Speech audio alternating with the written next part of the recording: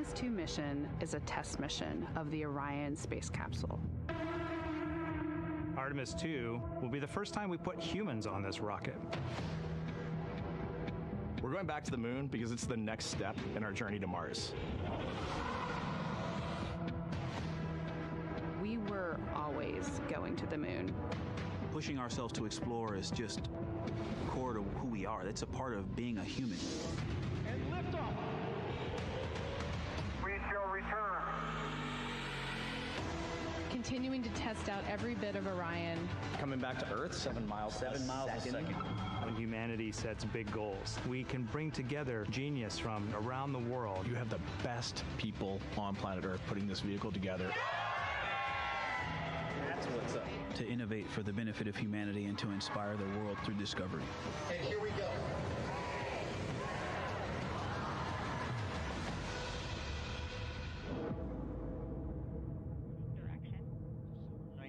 1972, 2:25 p.m. Eastern Standard Time. The Command Module America splashes down in the Pacific with Gene Cernan, Ron Evans, and Jack Schmitt aboard as the Apollo 17 mission came to an end, along with humanity's first series of expeditions to the moon. Today at this hour, you are looking live at our planet from the Integrity spacecraft, heading for a splashdown in the Pacific off the coast of San Diego just 1 hour and 35 minutes from now. And good day from the Artemis Flight Control Room here at the Johnson Space Center in Houston, where the entry flight control team is on duty at this hour, led by Flight Director Rick Henfling, joined on console with the voice you'll hear talking to the crew throughout the course of the day. That is Jackie Mahaffey, second from your left. Everything has gone extremely well as we are closing in on the return of Artemis's astronauts from their flight around the moon and historic lunar flyby that will culminate with that splashdown in the Pacific off the coast of San Diego just 1 hour and 35 minutes from now. And with that, it's a good entry pad, and we can continue in the procedure. Integrity. You're looking at a live view inside Integrity. Reid Wiseman on the left doing a fist bump with pilot Victor Glover on the right, and down in the middeck area just below their feet, suited up in their launch and entry suits, are mission specialists Christina Koch and Jeremy Hansen of the Canadian Space Agency. A number of milestones yet to unfold before splashdown just over an hour and a half from now. Earlier today, the crew woke up at about 10:35 a.m. Central Time. They completed the final major maneuver of the flight, that being the return trajectory correction 3 burn. It was an 8-second burn that fine-tuned its trajectory to enter a corridor over the Pacific Ocean a short time from now. That will be the point of entry interface, where the crew will reach the first traces of Earth's atmosphere at an altitude of 400,000 feet. The crew moved into its entry checklist just after 4 p.m. Central Time, suited up in those launch and entry suits, conducted leak checks, and now are in the final stages of their entry checklist. Instruction 115 of entry checklist. SM separation ATP is go. Houston copies. The next major milestone on the route home. Fully zipped, and they're working on EBS and then seating up. We copy. Thanks for the status. Jackie Mahaffey talking to Reid Wiseman aboard Integrity. The spacecraft now about 12,000 nautical miles from the Earth's surface. The next major milestone on tap for the crew will be the handover of communications from the Deep Space Network to the Tracking and Data Relay Satellite System. The Deep Space Network came into play after the translunar injection burn back on April 2nd that propelled Integrity toward its lunar flyby. We'll be back on the TDRS network here in about 41 minutes.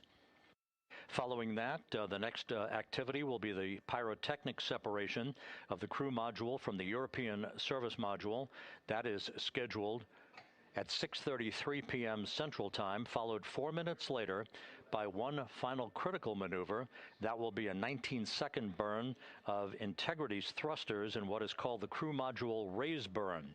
Now, what that does is it basically acts If you were sitting in a reclining chair, you'd basically tilt yourself back. It raises the aft end of Integrity ever so slightly, and that is the final opportunity for us to fine-tune the angle of attack of Integrity through the area of peak heating at entry interface that will come a bit later on, about an hour and 18 minutes from now. So after the raise burn, we will be in the final orientation that will minimize any peak heating on the heat shield of Integrity and prior to the time the crew enters the Earth's atmosphere at an altitude of 400,000 feet. Entry interface. This is the critical time where the crew will reach the first traces of Earth's atmosphere at an altitude of 400,000 feet, traveling 34,882 feet per second. Just 24 seconds after entering the Earth's atmosphere, we will experience a communications blackout expected to last 6 minutes in duration. This is planned, and it is caused by the interaction of the velocity of Integrity with the friction of Earth's atmosphere. There will be a buildup of plasma around the vehicle, and that ionization will prevent any communications with the crew and any receipt of data by flight controllers here in Mission Control. That blackout is scheduled to begin at 6:53 and 54 seconds p.m. Central Time. Again, a 6-minute blackout that will end, if all goes as planned, at 6:59 and 55 seconds p.m. Central Time. At that point, we expect to regain communications with the crew and a reacquisition of data through the Tracking and Data Relay satellite system. We will have a series of roll maneuvers. These are computer commanded that will roll the vehicle slightly to the left, then back to the right.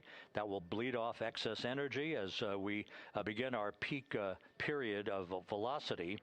We expect to reach a maximum velocity of 24,661.21 miles per hour, equivalent to about Mach 33 times the speed of sound, shortly after we enter that blackout period. Once we exit the blackout period, of course, we're in the denser regions of the Earth's atmosphere, and then we get set up for the parachute deployment sequence.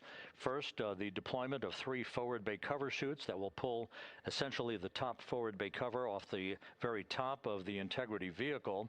That will be followed by the deployment of drogue chutes, and then the final deployment of a series of 3 main parachutes at 7:04 and 44 seconds p.m. Central Time. From that point on, it is about 3 minutes or so until splashdown. Splashdown scheduled at 7:07 and 8 seconds p.m. Central Time at a gentle speed of 19 miles an hour. So just to give you some perspective, at the time that we enter the Earth's atmosphere, we're traveling somewhere around Mach 32. We will splash down at a speed of about 19 miles an hour. The G-forces that will build on the crew members inside Integrity will build to about 3.9 Gs. That is what is expected and what they have trained for and what the spacecraft is designed to support.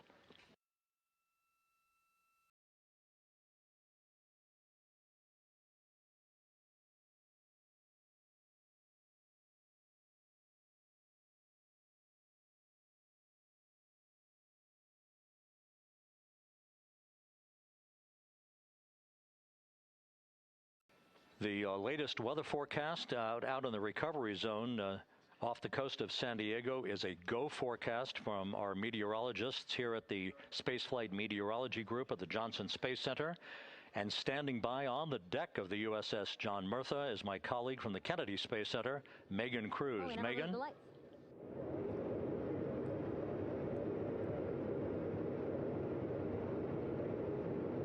Hey there, Rob. Yeah, welcome to the bow of the USS John Murtha. This is where we will report out live updates from the ship as NASA and the U.S. military work to recover our Artemis II astronauts in just about an hour and a half. How exciting. Now, right now, as you can see, we are out in the Pacific Ocean. We are just west of San Diego. We're actually staged about 6.5 miles away from where we expect Orion to splash down. And then we will incrementally move closer. So at the time of splashdown, we'll be about 5 miles away, and then we will move to 3.2 miles away. At that point, we'll pause, make sure that all the debris that might be coming down with Orion, because basically some parts of like the parachute system, they're jettisoned off Orion during descent. So we'll just want to make sure that those all land in the water and that we are safe to move even closer. So we will make sure that we can move a little closer, and at that point we will move to a mile away from Orion. And at that point the ship will circle the capsule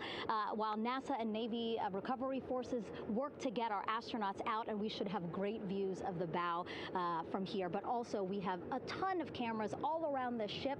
For example, we actually have some cameras right to the left of me here on the bow. These are very strong, stabilized cameras. We can really get up close to make sure that we are sharing all the images we have available to you.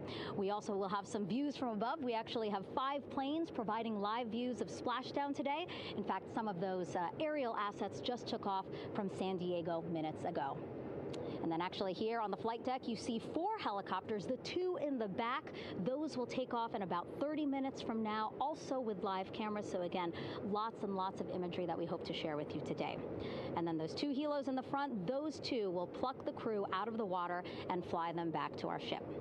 Now, the combined team here on the ship, more than 550 people, left San Diego 4 days ago, and since then I've watched different teams train every day, rehearse, final preps to make sure that they're ready for today. So to give us more of an update about how recovery is going on right now, why don't we turn over to Paul here, Paul Serpinski. He is the Assistant Artemis Recovery Director. Great to have you here, Paul. Great to be here, thanks. Absolutely. So you just left the landing forces operations center here on the ship. How are we looking for recovery? Right now it's looking great.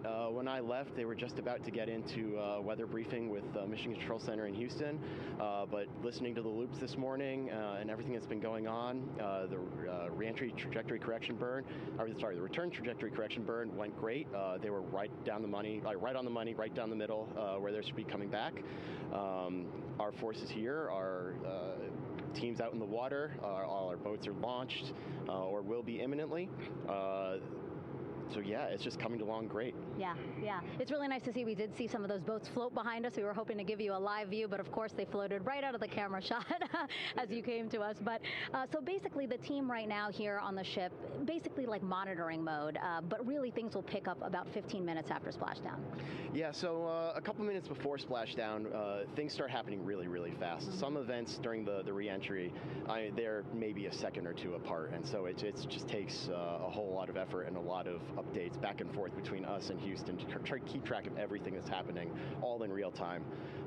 And then after splashdown, that's when the recovery team really kicks into high gear. We have our boat teams, our boat crews going out, our divers doing hazardous assessments as they get progressively closer to the capsule, making sure it's safe for all of our people to go in, and it's also safe for the astronauts to come out, because really at the end of the day, that's what we're here for, is we're to make sure that the astronauts get home safe after their tremendous journey to the moon and back. But then also we have, like you mentioned on a minute ago, all of our imagery helicopters are taking imagery, camera shots of it as it's coming in all the way through splashdown. I mean, they'll see it as soon as it crosses the horizon, all the way to the ocean here. And then afterwards, we have to recover actually Orion to bring it into the well deck of the ship. Absolutely, yeah. And so once the astronauts are safe on board, then those same dive teams are going to transition into securing the capsule. They'll position some equipment around it to kind of facilitate that. The ship will move into position. We'll attach a really big winch line to it, and then a bunch of tending lines. We'll pull the capsule around behind the ship and then start to slowly bring it in. And then, Orion comes in, goes hard down, and everyone cheers. Great day. Great day, exactly. Lots to coordinate, a lot to manage. Basically planning for this recovery, Artemis II recovery, started a month after Artemis I launched. That was the uncrewed test flight of the Space Launch System rocket, as well as the Orion spacecraft. That was November 2022, a month later, all the planning for this. How does it feel to be so close to welcoming our friends, our astronauts, home? I mean, for the whole team, I walked around the ship this morning just kind of visiting with a lot of people, a lot of groups, and just kind of get the feel of them. And everyone has that same kind of mentality. Everyone's excited, everyone's thrilled to see all that work that's what we've been doing, like you said, for the last 3 years, since right after the last one came back till now, and some people even further back. Some of them go back a decade or more. So everyone is just excited, and they're ready. They're really ready for this, and just to be able to see our crew come back, that's going to be a thrill for everyone. How are you feeling? Are you ready? Is this something you ever thought you'd be doing? I'm ready. I'm excited. This has been the pinnacle of my career so far. It really has. I've seen a lot of firsts, a lot of lasts, but I can't think of ever topping seeing the first crew to go to the moon and back in 50 years, and to be here and be a part of that. And it's just a tremendous privilege. And on behalf of the whole team, I'm thrilled, and so are all of us. We're ready. Yeah, I definitely think that those words really embody how everybody on the ship is feeling. So thank you so much, Paul. I appreciate you being here. And so, Rob, we'll toss it back to you again. We will continue to join you with live updates from the ship as much as possible. Thank you, Megan. Back here at the Johnson Space Center, the entry team of flight controllers looking over the shoulders of Reid Wiseman and Victor Glover there on the flight deck of Integrity, and again, just below their feet in the mid-deck area, if you will, Christina Koch and Jeremy Hansen of the Canadian Space Agency. They're in the final review of their entry procedures and all of the activities that will follow here very shortly in trip hammer fashion.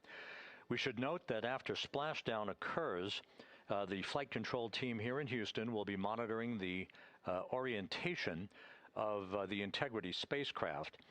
We are expecting it to splash down upright in what is called the Stable 1 configuration, with the top of the spacecraft pointed upward.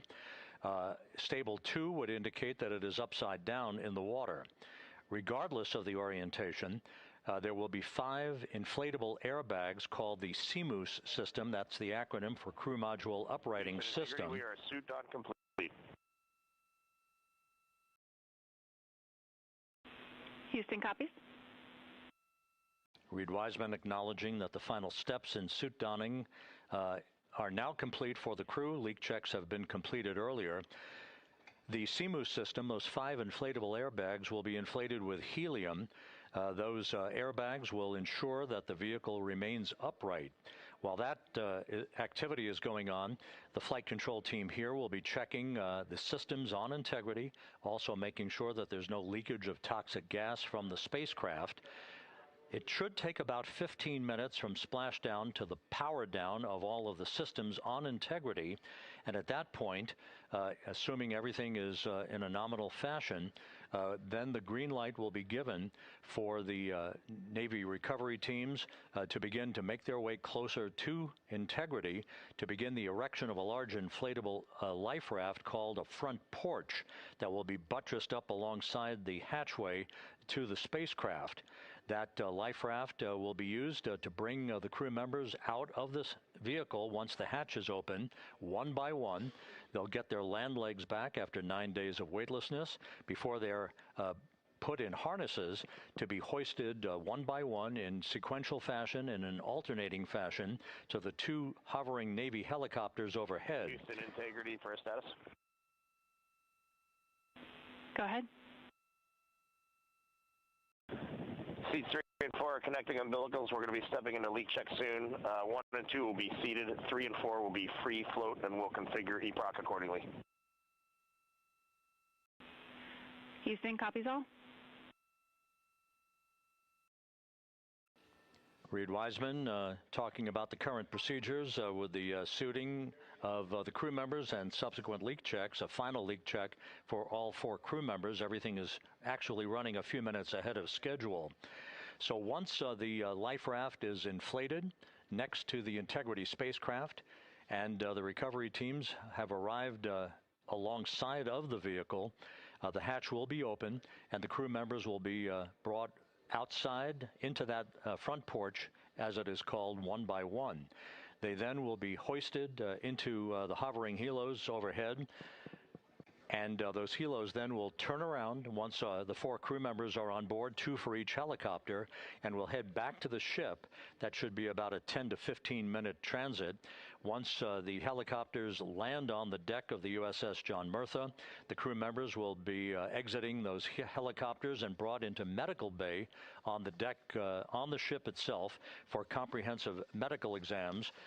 They will spend a period of time yet to be determined on board the USS John Murtha before they are flown by helicopter to the shore in San Diego, to the San Diego Naval Air Station, and ultimately will board a NASA jet for the flight back to the Johnson Space Center here in Houston. Just to recap some of the key times that are coming up, we are expecting the separation of the crew module from the service module just 43 minutes from now. That is expected to occur at 6:33 p.m. Central Time, 7:33 p.m. Eastern Time. That will be followed just 4 minutes later by the crew module raise burn, the use of Integrity's thrusters one final time in a 19-second burn to slightly tilt the vehicle up into the correct orientation or angle of attack to ensure that it enters the Earth's atmosphere at the right angle, if you will. That will help deflect the buildup of heat against Integrity's heat shield. This was a deliberate move, a change in the procedures from the Artemis I mission that resulted in unexpected char loss on the Avcoat heat shield that had not been intended based on the entry trajectory for the Artemis I mission. What we're doing is we deliberately changed the trajectory of the entry from a skip entry that was about a 3,000-mile transit across the Pacific Ocean. We are expecting now from entry interface to the point of splashdown to have a range of just 1,701 nautical miles, and that in of itself will reduce the exposure time of heating on the heat shield of the spacecraft. Once the raise burn is complete, then the stage is set for entry interface at 6:53 and 31 seconds p.m. Central Time. That means that Integrity will be entering the Earth's atmosphere at an altitude of 400,000 feet, traveling at about 34,882 feet per second, heading for its splashdown site off the coast of San Diego, as you just heard from Megan Cruz on the deck of the USS John Murtha. Splashdown once again under those three main parachutes is expected at 7:07 and 8 seconds p.m. Central Time, 5:07 p.m. Pacific Time, 2.5 hours before sunset. The actual total distance traveled for Integrity from launch to splashdown is estimated at 694,481 statute miles. Now that includes the first high elliptical Earth orbit following launch that enabled Integrity to move to 43,000 miles above the Earth at its apogee, and enabling a 24-hour period of systems checkouts before the flight control team here and the mission management team gave approval for Integrity to conduct its translunar injection that propelled it on its way to the moon and its historic lunar flyby. So the total distance we expect this vehicle to have traveled at splashdown, 694,481 statute miles.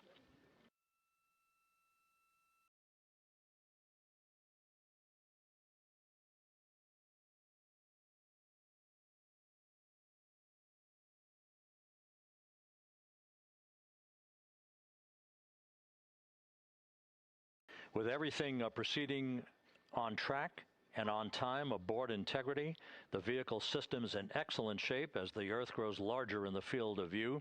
Let's go back to the USS John Murtha and Megan Cruz, who is standing by.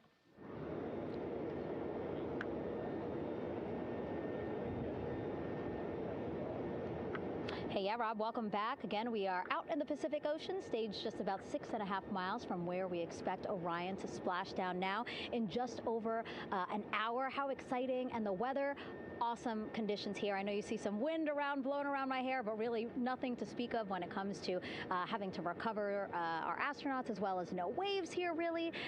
So yeah, we're expecting a really great day. Also, hopefully, some really great views. You can see behind me that some of the clouds are starting to break up, so that's really exciting. And now, of course, this ship has a lot of people ready and excited to welcome our crew back home, including Dr. Rick Schuring here. He is a NASA flight surgeon. Great to have you here, Rick. You too, Megan. It is a blessing to be out here this day with our teams. We've trained 3 years for this nonstop with the U.S. Navy and along with EGS, and we've so looked forward to this day. And you know, just by God's grace, everything's parting, the skies and everything. The crew's doing great. Looking forward to come back, and our teams are ready. So this is one of those days you've dreamt about, and now it's finally here, and we're ready, and just thankful to be a part of it. Yeah, and you play a really integral role. When was the last time you spoke to the crew, and how are they feeling in this last hour before splashdown? Sure. Yeah, so the crew woke up. When they splashed down, they were woken up about 8.5 hours ago. Me and my fellow crew surgeons, Doctors Chris Hansen, Rafi Kumjian from the Canadian Space Agency, spoke with them about 6.5 hours ago, just to double check on how they were doing, if there's any medical issues, you know, how they slept, and then kind of go over their landing day protocol for their medications, for what we call a fluid load, to try to replace some of the fluid and electrolytes that they've lost with just a normal space adaptation. Once they got to space, they kind of have to replace some of that fluid to help them with the whole landing kind of readaptation to 1G, which they haven't done for the last 10 days. And then just kind of let them know how things are going to play out, you know, out with the open water teams all the way until we finally get to the med deck. So they were very pumped up, very hurried though. They had a lot of cabin configuration, a lot of things to get ready. So they're excited, but also very focused on the job that they had to do. So like again, we've trained a long time for this, and we're ready. And you said some medications. I mean, those are kind of just to mitigate the effects of, obviously, their more than 695,000 mile journey back to Earth. It's just like anti-nausea medication, right? Yeah, exactly, Megan. The you know, astronauts are very healthy, fortunately, and even when they come back in reentry, you know, the human system is very kind of dynamic. It has to readapt very quickly, and one of the most common responses they get is just some stomach awareness, to some nausea, even to some vomiting. And you know, with our crews that land out in Karagana, the Soyuz crews or our SpaceX crews, you know, they all kind of experience the same thing.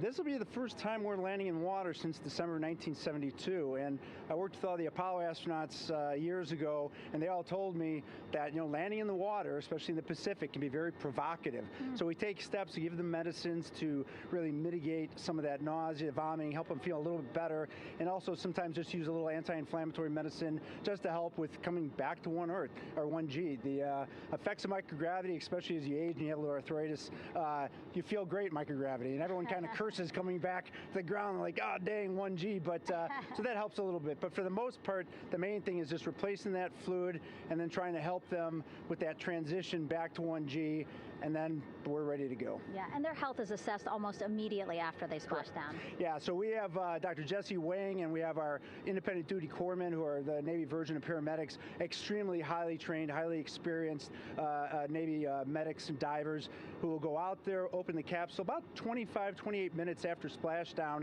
and do the first initial assessment. So Jesse and his team will go out there and look at each crew, kind of do their assessments, get vital signs, report back to Drs. Haas and Kumji and I back in the med bay, let them know how they're doing, and then you know, if they've got the normal kind of space adaptation kind of things, we expect that they're good to go on that. If anything, you know, didn't go the way we want, they're all prepared for that as well. And Jesse and his team, I mean, you know, this is their full-time job, taking care of, you know, sailors and folks who might be injured. We don't expect any injuries, but coming back, you know, going 25,000 miles an hour down to, you know, 20, you know, miles an hour is still a dynamic process. I've heard it described as, you know, kind of like a car crash. And then the crew will be ready to go, and Jesse and his team will make that transition to get them out to the front porch, do assessments on them again, call it to our med bay, and then once we have that and they're all good to go and the crew's feeling okay, we'll hoist them up in the helos. It's about a 3-minute flight back to the flight deck, and that's where me and the astronaut chief, Scott Tingle, will actually meet them. I'll get eyes on them, make sure they're all good, just take very slow transitions, and then one by one we'll either get them out with the SMTs, the SAR med techs, under each arm, just, you know, kind of just walk them very slowly to med bay, which actually helps them acclimate back to 1G. Or if they really don't have their sea legs back yet, then we might put them in what we call a stair chair, which will be right behind them, and then just very slowly kind of get them back into med bay to start our full assessments for the team. Yeah, so a really great team here to support them as soon as they get back, and also all throughout the mission, of course. You talked a little bit about this, but obviously, you know, we have seen astronauts return from the International Space Station for over 25 years, so we kind of know that that journey, how it affects the body. But yes, we're talking about humans returning from the moon for the first time since 1972. How is this different from your perspective? So it's different in one very significant respect. With on Apollo, for exercise, they had something called the Apollo Exergenia, which was basically just a little canister with some ropes, and they would have some resistance and kind of do that. And the Apollo astronauts really liked that. They liked the ability to exercise, because you decondition from a musculoskeletal standpoint, you lose your strength and your stamina very quickly. We had something called the Orion flywheel, which was able to impart much greater loads in terms of resistance, so they're able to do squats, deadlifts, different things, not dissimilar to what the ISS astronauts do, but with a lot less room to do it. Mm-hmm. And they also did rowing activities for cardiovascular health, and the crews loved it. But for the lunar crews, the future lunar crews, maintaining that physical conditioning, which our astronaut strength conditioning rehabilitation specialists, affectionately known as the ACERs, back in Houston, really work hard to get them in the best shape they're going to, have to be in to get to the moon. That device hopefully will maintain that. And Apollo only had about a 4.3-day journey to the moon. Our astronauts are going to have about a 10 to 14-day journey. Right. So maintaining that physical fitness, that strength and stamina is going to be crucial for the success of being able to do those very physically demanding lunar EVAs. Right. So we're very excited about what the astronauts have said about the device and what they have to say about the role exercise plays, going to the moon. And also the mental benefit. Sure. They just really like sweating, breaking the sweat, and actually just feeling like they're just getting a workout. Right. Thank you so much, Rick. I really appreciate it. I know they're going to be in good hands, so we'll let you get back to it. Thank you so much. Megan, thanks for the time. Back to you, Rob. Okay, Megan, back here in Mission Control in Houston. Everything is moving along in order. This view of Reid Wiseman on the left, Victor Glover on the right. We have good suit leak checks. Everything aboard integrity is in excellent shape. The vehicle, with the Earth growing larger and larger in the field of view, we're now just about 8,200 nautical miles away from Earth and closing in for a splashdown just 1 hour and 5 minutes from now.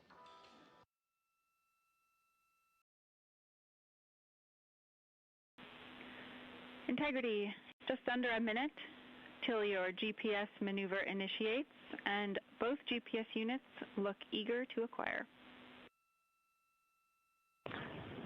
Outstanding. Seats 3 and 4 are working on seat strap in now. Houston copies. Once again, as we start to close in on some of the major milestones, the first one coming up in just 31 minutes. And Integrity, just confirming the LCG gas trap was able to be closed out. Affirmative. Copy. Crew module, service module separation scheduled just 31 minutes from now. The key point of interest, of course, will be the performance of Integrity's heat shield during its high-speed entry back into Earth and the peak heating that is expected around the spacecraft of some 4,000 to 5,000 degrees Fahrenheit. On Artemis I, as I think most folks know by now, we flew a trajectory known as a skip entry, in which we performed an initial dip into the atmosphere to bleed off some energy. Then we skipped out of the atmosphere and dipped back into the atmosphere before splashing down in the Pacific. But after the mission was over with, we noticed unexpected liberation of some of the charring effects on the heat shield known as AVCOAT. Before the flight, we had an opportunity to sit down and talk with Entry Flight Director Rick Henfling to get a perspective on what this all means and how the mission was redesigned to try to protect Integrity's heat shield to a higher extent. Let's take a look at that interview. Returning from the moon is a lot different than deorbiting from low Earth orbit. When we return from the moon, we expect to achieve velocities upwards of 36,000 feet per second. And in order to slow down to a nice, graceful splashdown in the Pacific Ocean, the flight crew is going to experience between 3 and 4 times the force of Earth's gravity. On Artemis I, pressure buildup inside the char layer of the heat shield resulted in the char losses we saw. NASA established a Tiger team whose job was to investigate the cause of the problem and then make recommendations on how to fly the Artemis II mission safely and successfully. And so for Artemis II, we are going to fly a profile that ensures the spacecraft will not see that same type of pressure profile. And so the char losses seen on Artemis II will not be like the ones that we saw on Artemis I. Rick Henfling indicated that the orientation of the spacecraft and the shortening of the distance of transit to the splashdown zone from the point of entry interface when we reach the top of the Earth's atmosphere, which will be coming up at 6:53 and 30 seconds p.m. Central Time, should do the trick in minimizing the deleterious forces against that heat shield that were noticed on the Artemis I mission. And we think we see a beautiful sunrise over the west coast of Australia.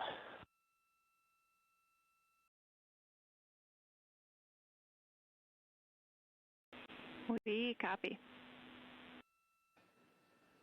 Commander Reid Wiseman reveling in his final hour in space on this mission as Integrity is passing over the southwest coast of Australia now at an altitude of some 7,600 nautical miles. That will begin the southwest and northeasterly transit across the Pacific Ocean. Let's talk a little bit more about some of the highlights and some of the numbers associated with the points of interest here. We are 27 and a half minutes away from crew module, service module separation. That will be followed about 3.5 minutes later by the raised burn that we've discussed, a 19-second burn of Integrity's thrusters to fine-tune its angle of attack as it enters the Earth's atmosphere. Entry interface is scheduled 47.5 minutes from now. That's the point at which we will reach the top of the Earth's atmosphere, traveling about 34,882 feet per second at an altitude of 400,000 feet. Just 24 seconds after entry interface, we will begin a blackout period of 6 minutes in duration at 6:53 and 54 seconds p.m. Central Time. Now, right about 10 seconds after the blackout period begins, we are expected to reach peak speed, which would be 24,661 miles an hour. That'll be about 103 miles an hour short of the velocity record set by the Apollo 10 astronauts, Tom Stafford, Gene Cernan, and John Young, when they returned from the moon on the Apollo 10 mission in 1969. That blackout period is expected to last 6 minutes in duration. At 6:54 and 52 seconds p.m. Central Time, we'll reach our peak heating period of about 4,000 to 5,000 degrees while we're in a communications blackout from Integrity and its astronauts. That blackout should end at 6:59 and 55 seconds p.m. Central Time, at which point we expect to regain communications with the crew. Capcom Jackie Mahaffey here in the flight control room will be talking to the crew, calling them, and we'll await a response from the crew as they come out of that blackout period. And at that point, their altitude will be just 157,000 feet above the Earth, traveling at 13,000 feet per second with a range to splashdown of just 147 nautical miles. From that point on, the next key series of events will be the deployment of a series of parachutes that we discussed before. First, the forward bay cover chute deploy that will pull the forward bay cover away from the top of Integrity, followed by drogue chute deploy, and then the main chute deploy that's expected at 7:04 and 44 seconds p.m. Central Time. That will begin the gentle descent of Integrity towards its splashdown at just a velocity of just 19 miles an hour. And that will begin the recovery operations that you just heard Megan Cruz discuss with her folks on the USS John Murtha. All of Integrity's systems in great shape. The crew is suited up. Leak checks complete as we stand by for the next major milestone, which will be the crew module service module separation just 24.5 minutes from now.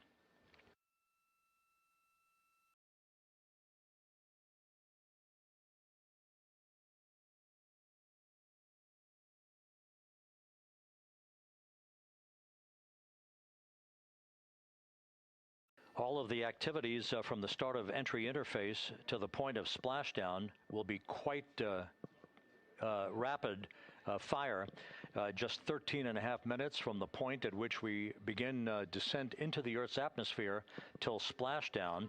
And just to show you, as Rick Shearing, the flight surgeon, alluded to in his interview with Megan Cruz, all of this happens to decelerate the vehicle from traveling around Mach 33 to just 19 miles an hour at splashdown. All of that happening in just 13.5 minutes. But the vehicle and the parachutes are all designed to support all of that, so we'll be standing by to report all that to you in sequential fashion as these milestones are ticked off and as we hear from the crew during its entry back into the Earth's atmosphere and ultimately when they emerge from the blackout period, and at that point we'll be just minutes away from splashdown.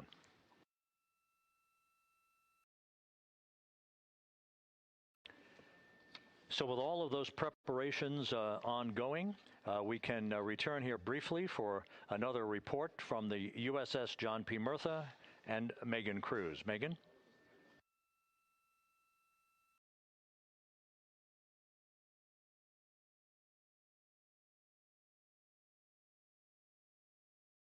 And we'll regain that communication with the USS John P. Murtha just momentarily. In the meantime, everything is on track aboard Integrity, the flight control team here in Houston, led by Entry Flight Director Rick Henfling. The voice you will hear talking to the crew is that of Jackie Mahaffey. She will be reporting everything to the crew and receiving their reports as they enter the Earth's atmosphere for their 13.5-minute plunge back into the atmosphere for splashdown off the coast of San Diego. Now we have the ship back with us and Megan Cruz aboard the USS John P. Murtha. Megan? 11 balloon, right? Yep, 411 on that. Hey, Rob, yeah, the excitement is really building here on the ship. I'm watching right now one of the weather balloons being lofted up from the ship. Again, weather balloons, very important for us to make sure that we are tracking the right kind of weather and also the data that's needed for what's called our Sasquatch team. Again, it's a team out of NASA that basically makes sure that the debris that comes off of Orion, again, some of those pieces of the parachute system, make sure that they don't fall on us here in the sea, and also our aerial assets, our folks in helicopters. So watching that float away right now. But with me right now is Captain Eric Kenny. He's the commanding officer of the John P. Murtha naval ship. Thank you so much for being here. There are so many moving parts that you have to keep an eye on. That's absolutely right, yeah. But first of all, on behalf of the crew of USS John P. Murtha, Megan, thanks for having me on today. Happy to tell you what we're doing and excited to get the interview started. Yeah, absolutely. Why don't we actually take a look at the flight deck here? We'll start there. Basically, we also, while watching this weather balloon float away, we noticed all 4 helicopters leave the flight deck. We now have an empty flight deck.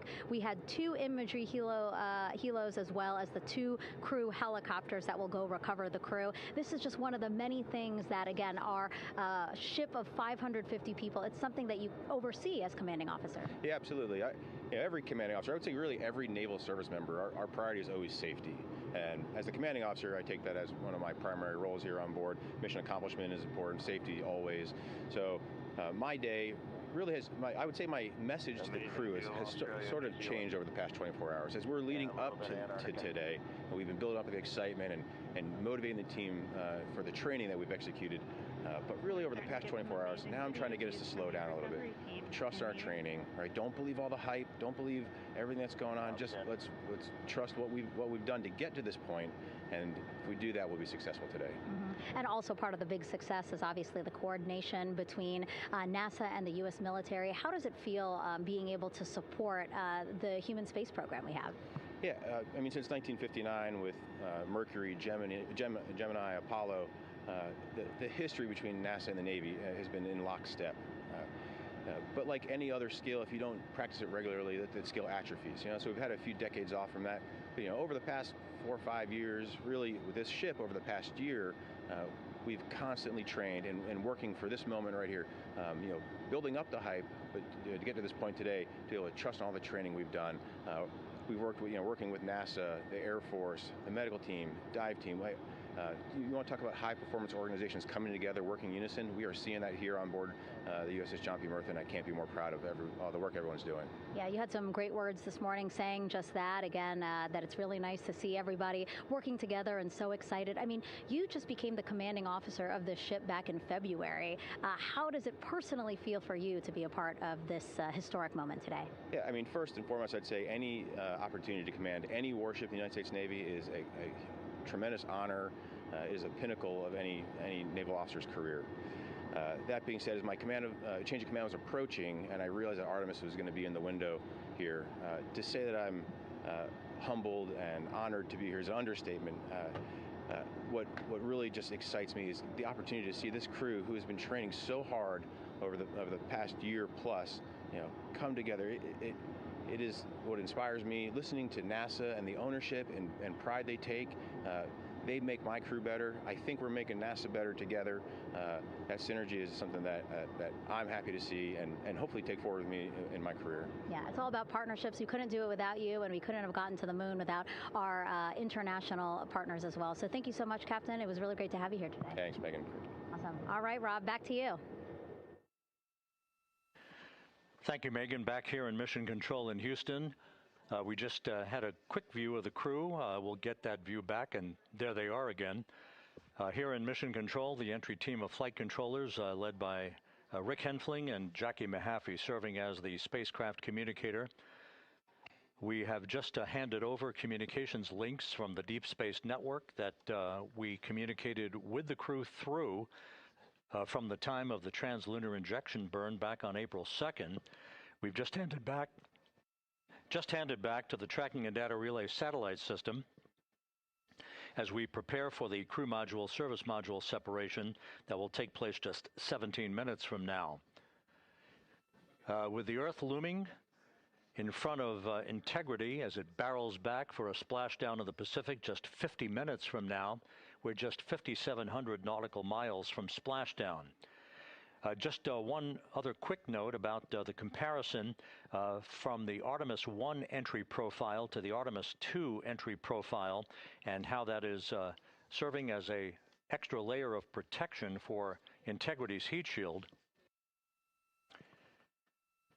The Artemis I entry had an entry range of some 3,178 nautical miles, a very long downtrack and a very longer period of exposure to heat loads than we're experiencing tonight.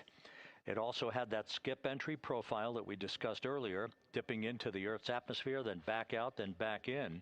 It was about 20 minutes of exposure. Integrity, Houston, comm check on Tidris.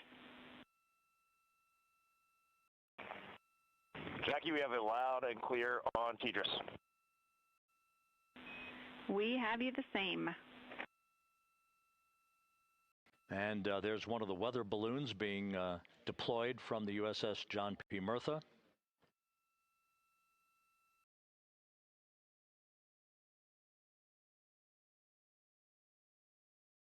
So the Artemis I entry had the vehicle. Any update on GPS? We haven't seen a track in yet.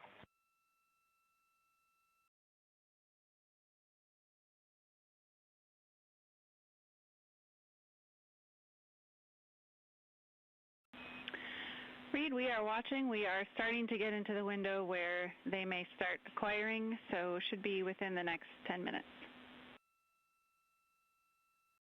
Okay, sounds good. We're holding at step 17 and getting ready for CMRCO's hot fire.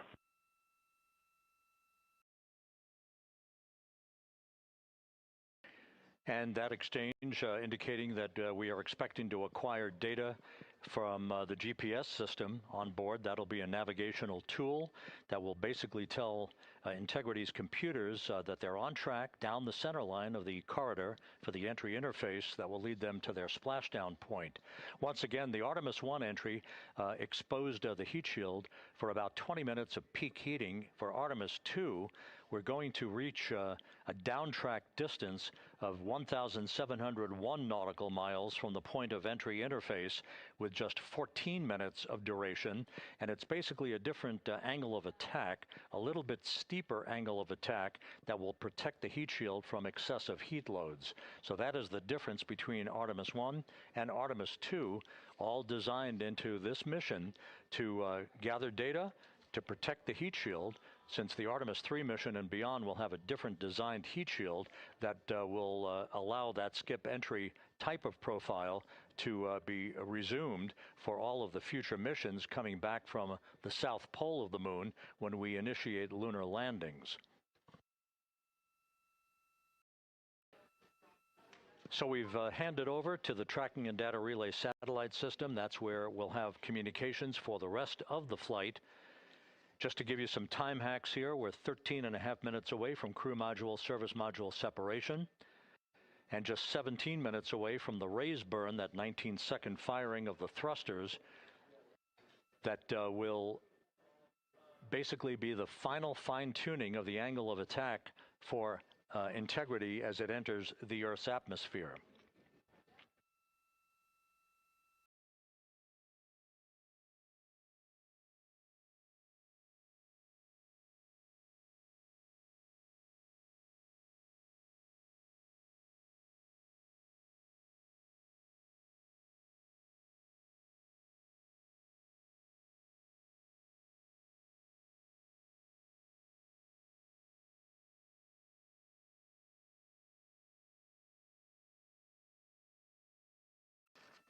And once again, a dueling box view of some of the assets that are involved in recovery operations today.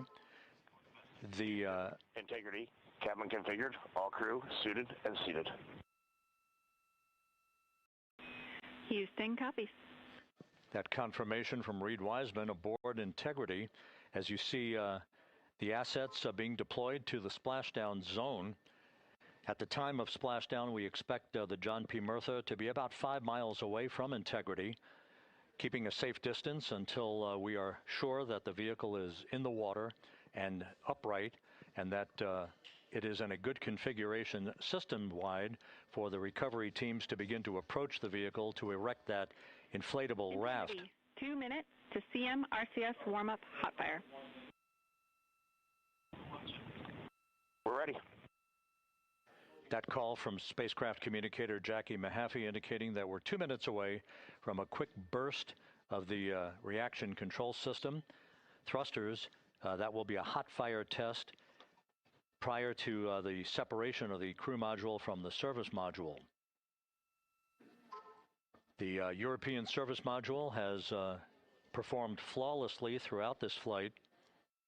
Everything, all the burns that had been prescribed for that service module have been executed on time and without a problem. There is the European flight control room that has overseen the manufacturing, the design of the European service module. They deserve quite a bit of credit on this mission for not only propelling the Integrity and its astronauts toward the moon, but also conducting the fine-tuning of its trajectory to bring it to this point where we are dead spot on down the middle of the corridor trajectory-wise to bring Integrity down for its splashdown in the Pacific just 44 minutes from now.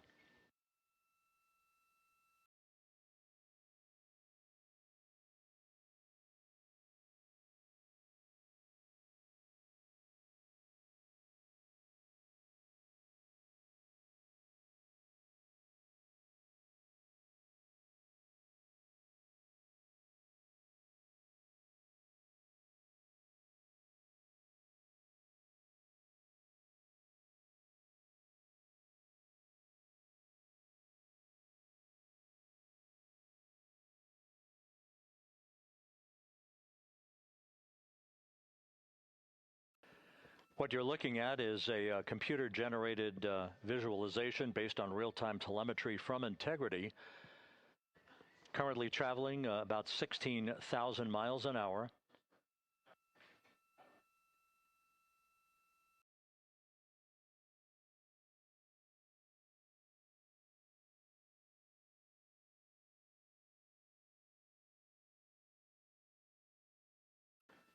Integrity traveling about 16,000 miles an hour. For the prop cautions, we're taking a look.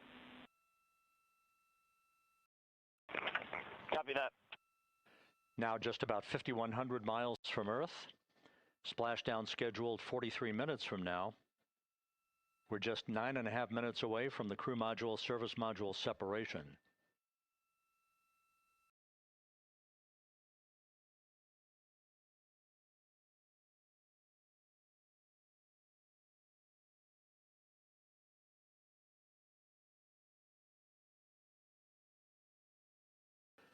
We are confirming. Integrity, we are assessing details, but so far looks like a good hot fire. Looks good on board, Jackie. Thank you. And Jackie Mahaffey took the words out of my mouth. I was just about to say that we had a good hot fire test of the thrusters in advance of the crew module service module separation that's coming up just 8.5 minutes from now. This will begin the period in which we will have rapid-fire succession of critical activities on board that will lead to entry interface just 28 minutes from now, where the vehicle will enter the Earth's atmosphere at an altitude of 400,000 feet. The time of entry interface, 6:53 and 30 seconds p.m. Central Time.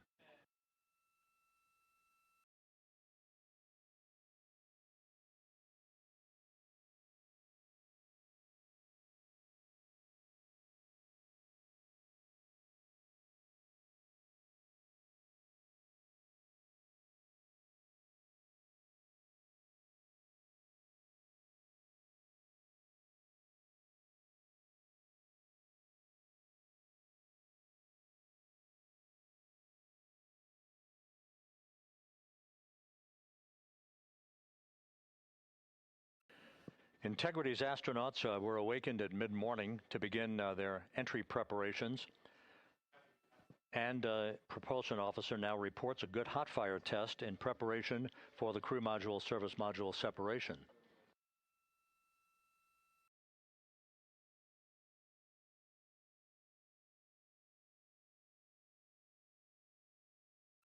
We're now inside 41 minutes until splashdown. Integrity Houston, we have confirmed a good CMRCS hot fire, and although we are not seeing GPS acquired yet, you can skip the troubleshooting steps in 157 for now. Integrity copies.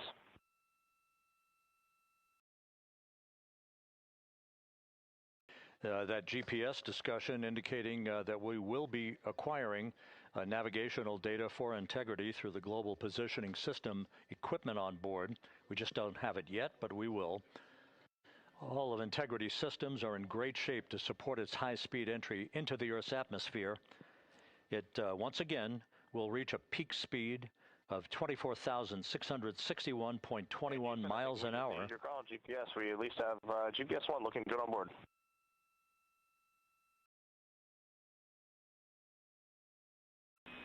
We are confirming.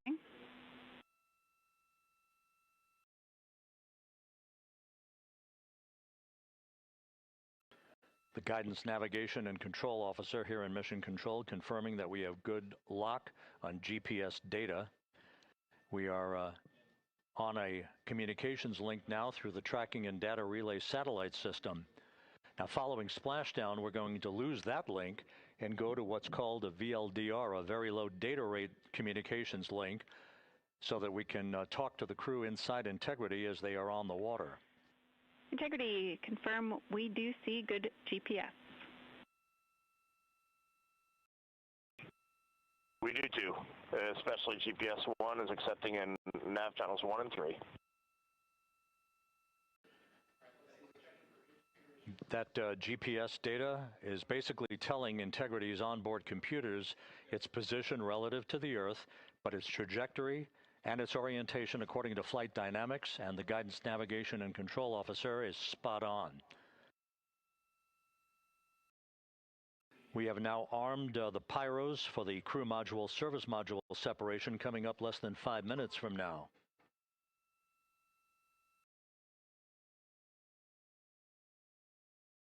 Once again, just 10 seconds after entry interface, we will see Integrity reaching its peak speed of 24,661.21 miles per hour.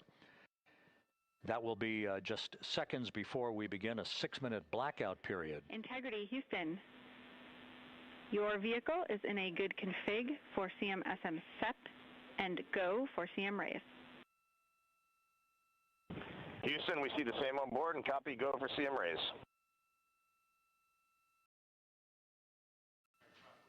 That CM raise referred to as the slight firing of 19 seconds by Integrity's thrusters with a change in velocity of 9.9 feet per second, a slight nudge of the aft end of the vehicle so that it's tilted a bit upward, providing the final angle of attack as the vehicle enters the Earth's atmosphere. This being the mitigating factor that will reduce heat loads on the heat shield as we reach a point downrange from the start of entry interface, some 1,701 nautical miles to the splashdown site.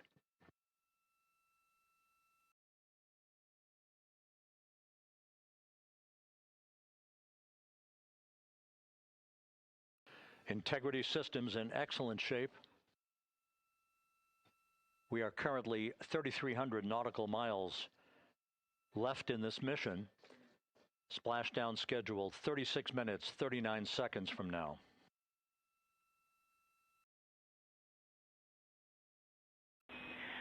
Integrity, Houston. For the 2 enabled prop cautions, what happened is while the thrusters were firing, multiple pressure sensors on each of the strings diverged a bit from each other. Those limits look to be set pretty tight. We think it could happen again when the thrusters fire in the future, so we are going to suppress those messages. We concur with suppress, not inhibit. Thank you.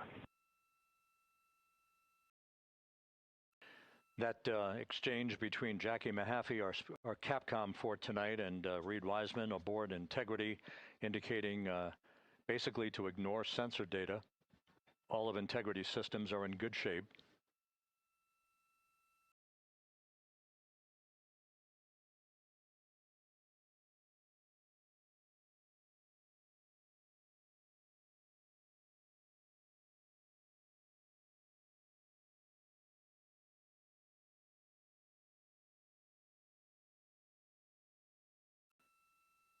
Now, coming up on about 90 seconds till the crew module, service module separation.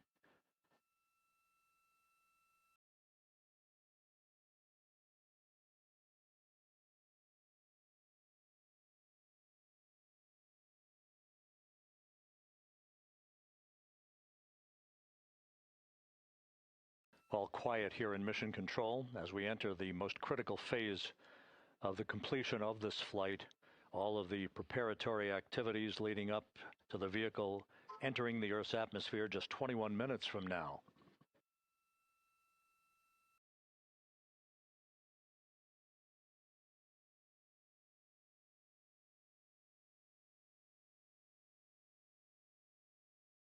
Coming up on 1 minute. Mark, 1 minute till crew module, service module separation.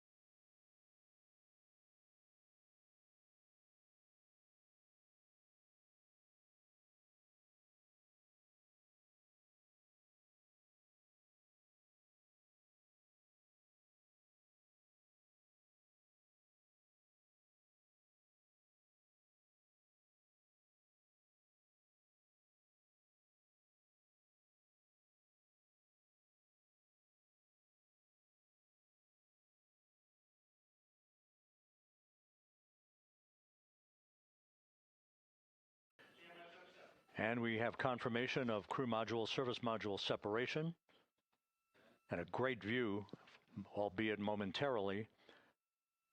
Houston, good step on board.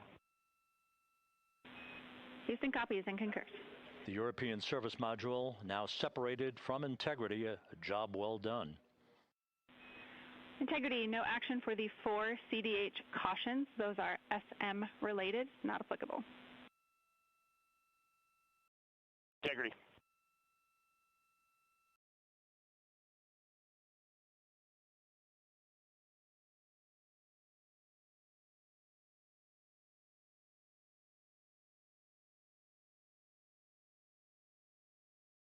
So, with Integrity now flying free on its own for the remaining 32 minutes of this mission, next up, the raise burn, a 19-second firing of Integrity's thrusters. GPS 2.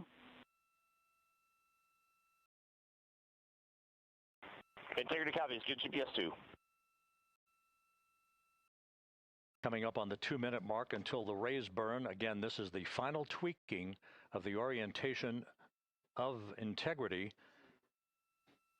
to put it in the right angle, if you will, the angle of attack that it will fly in during its entrance into the Earth's atmosphere. Entry interface now just 18 minutes, 25 seconds away. This is a visualization, but driven by real-time telemetry. This is the maneuvering of Integrity to the raise burn orientation. Just 2,800 miles from Earth.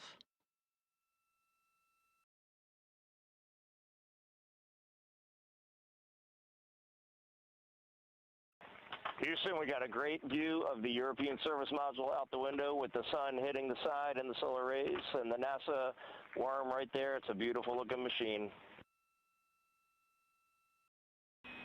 Roger.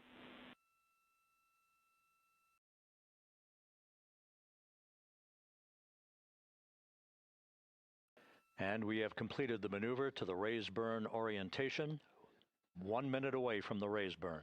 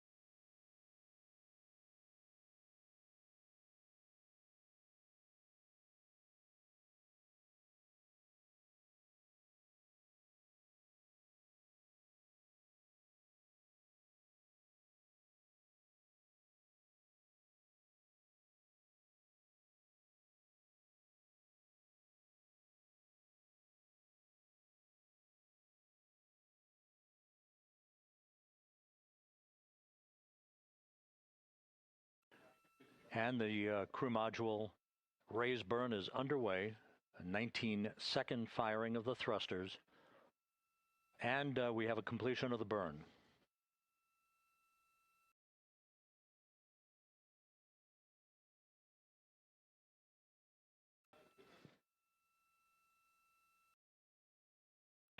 Integrity, good. CM raise burn. Your flight path angle is within limits.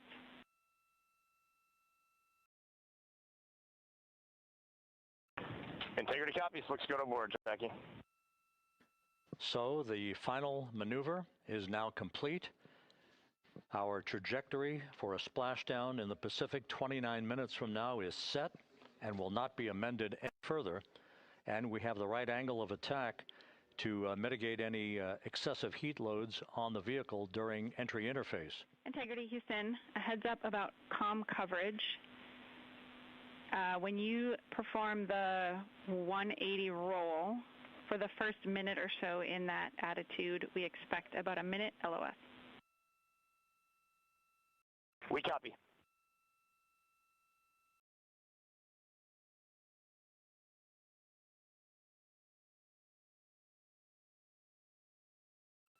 So for those who are watching the series of events coming up, we will enter the first traces of Earth's atmosphere 14 minutes, 45 seconds from now.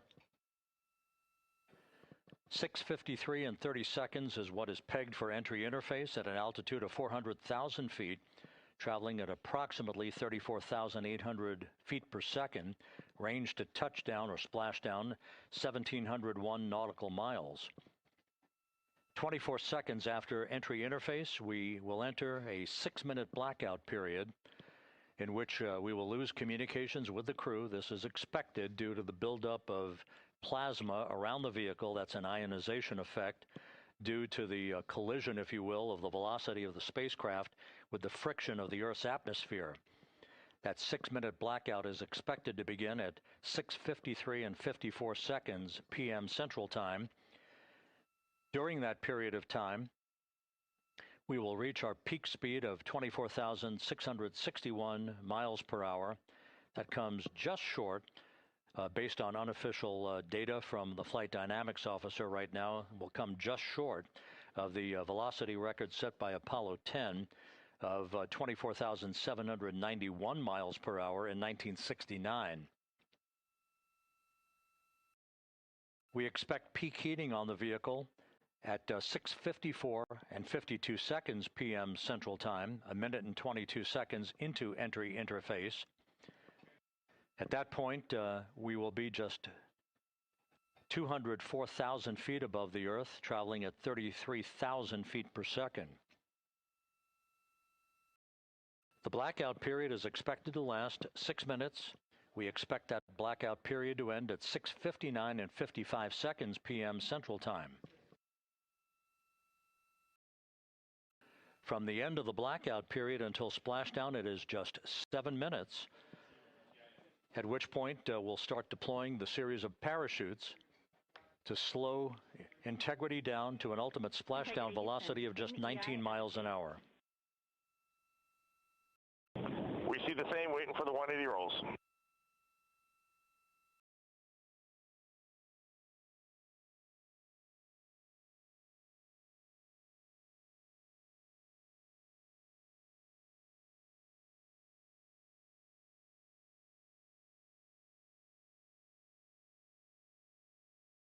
The parachute deployment sequence, once again, will come in several segments, but in rapid-fire succession. And we have a great view of the moon out window 2.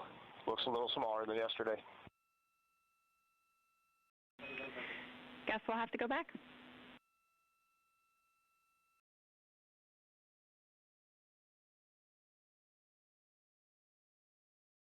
Reid Wiseman and Jackie Mahaffey exchanging discussion on a view of the moon that Integrity's astronauts are seeing in the final minutes of this mission that will be completed with splashdown just 25 minutes from now. 3 forward bay cover parachutes will be used to pull the forward bay cover off the top of the vehicle.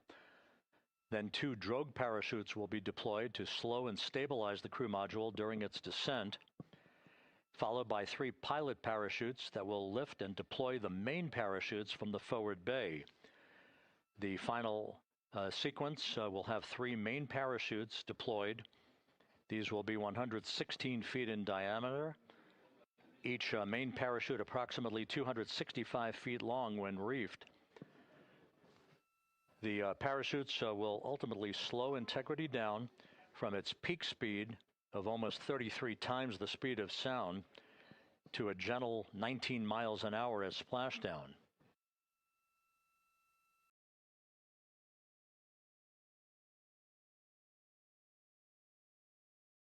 The vehicle is now currently in a roll to the proper attitude for entry interface. Our trajectory is right on according to flight dynamics.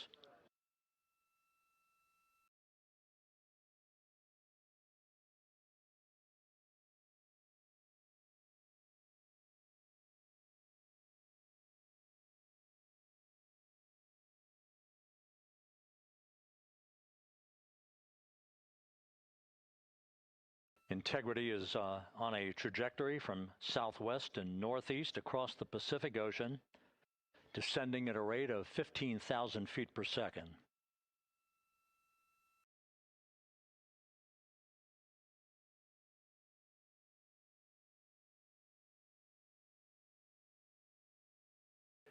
Range to touchdown 4,300 nautical miles, all the systems in excellent shape.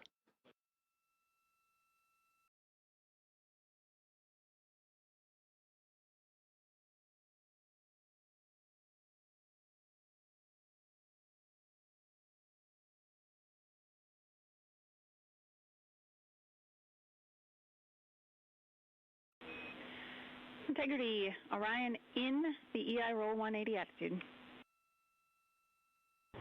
Looks good on board, Jackie.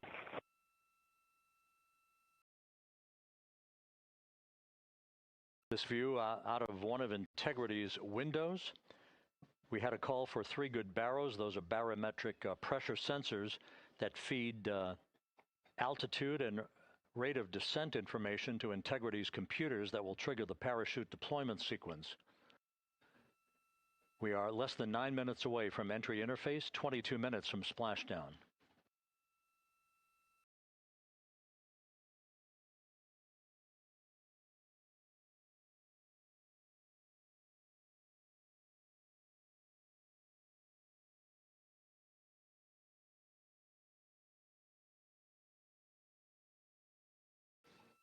You can see the reflection of one of the crew members in the window.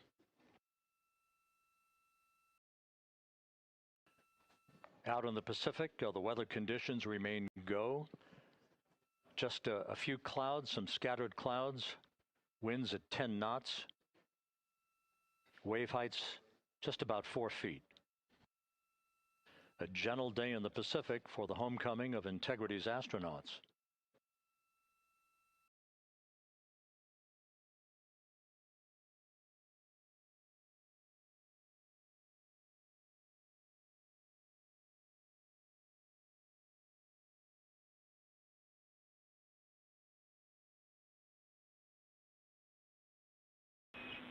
Integrity back in EI attitude.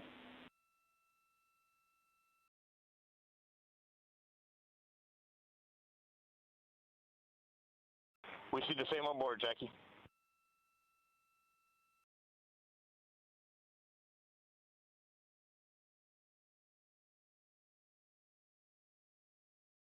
Houston, purge is complete. Crew and vehicle are configured for entry. Houston copies. And we're in step 37, transferring nav state to BFS.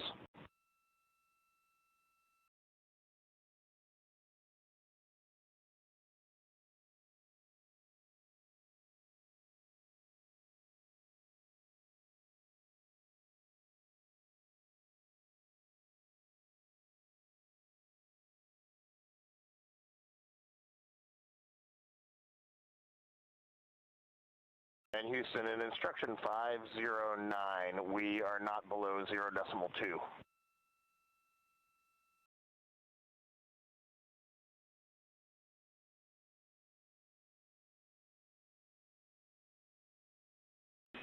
Integrity, no action required. Integrity.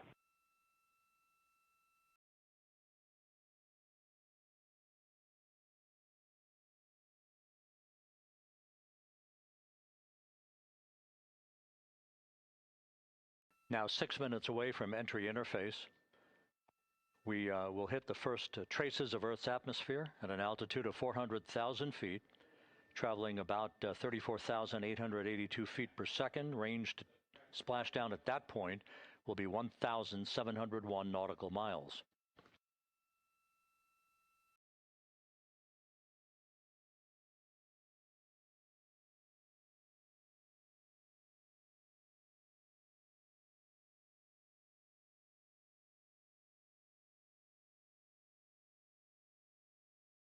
Once again, just a reminder, some 24 seconds after entry interface, we do expect to lose communications with the vehicle and the crew during a 6-minute blackout period when a plasma shield will build up around the spacecraft due to the ionization, due to heating effects.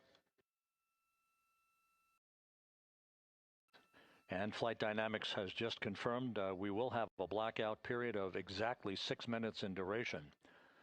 And once again, that's due to the fact that a plasma buildup around the vehicle will prevent communications and data, so we will not be able to talk to the crew members at that time, nor will we receive data here in the flight control room.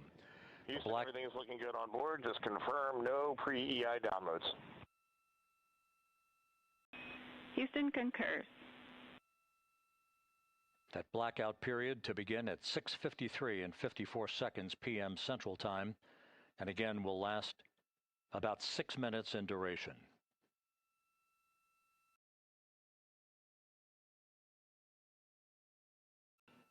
We're 4 minutes away from entry interface.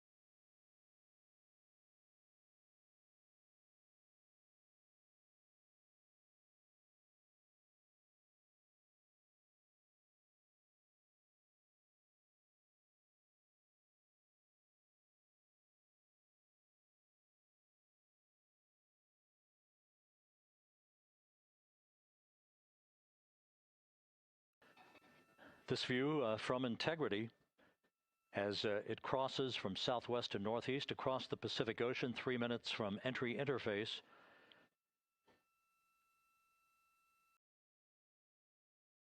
"16.5 minutes till splashdown."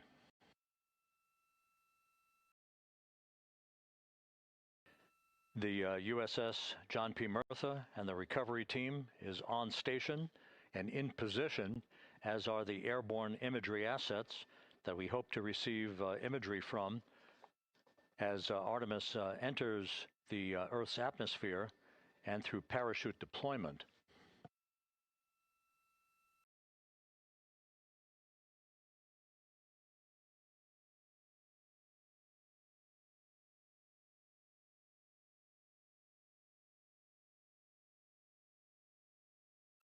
All of Integrity's systems are in great shape. The crew is ready to complete its mission just 15.5 minutes from now.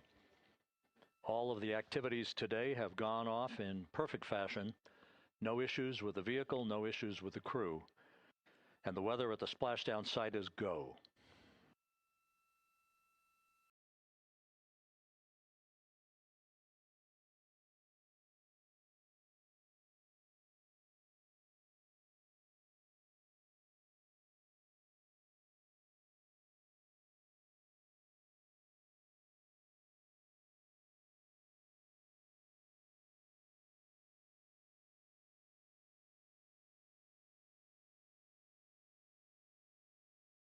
Coming up on 1 minute until entry interface.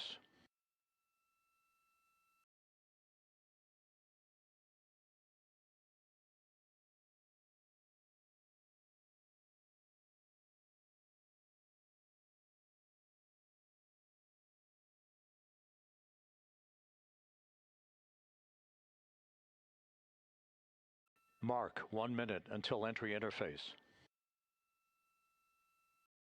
1 minute, 20 seconds until the expected start of our 6-minute blackout. Integrity, 1 minute to a 6-minute blackout. Integrity.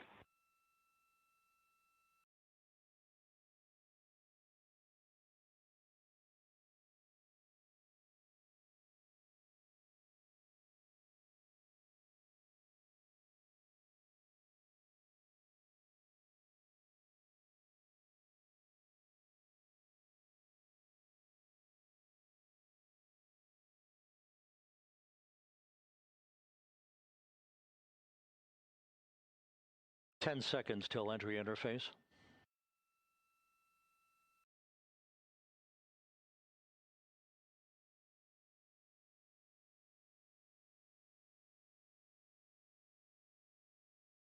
And we have crossed the threshold, now entering the Earth's atmosphere.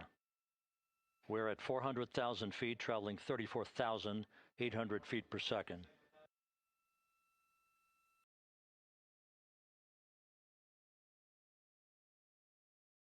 Time to splashdown, 13 minutes, 10 seconds.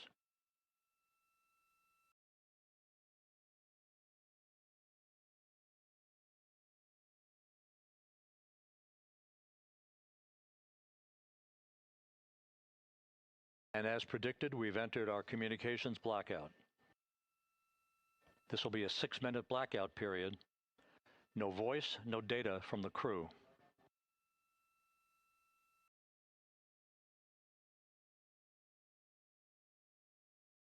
We're 30 seconds away from the anticipated point of peak heating on the vehicle, where temperatures will rise to about 4,000 to 5,000 degrees Fahrenheit. This is the true test of our trajectory.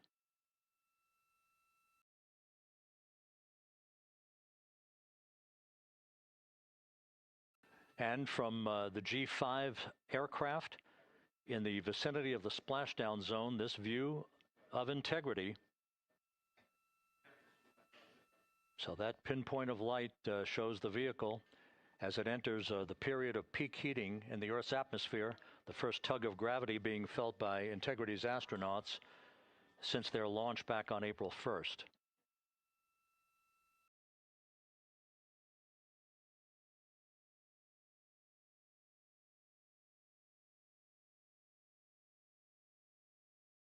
Four and a half minutes until the end of the blackout period. Time to splashdown, 11 minutes, 33 seconds.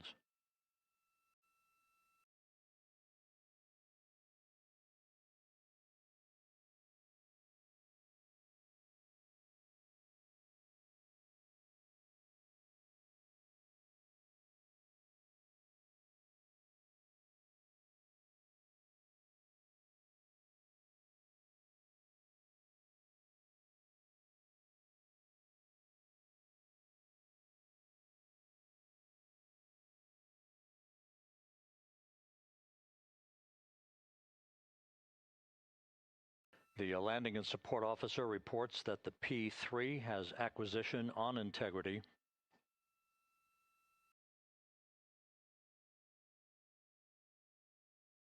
Three and a half minutes left in this blackout period. This is a visualization of the plasma buildup around the spacecraft and the repelling of that heat on Integrity's heat shield.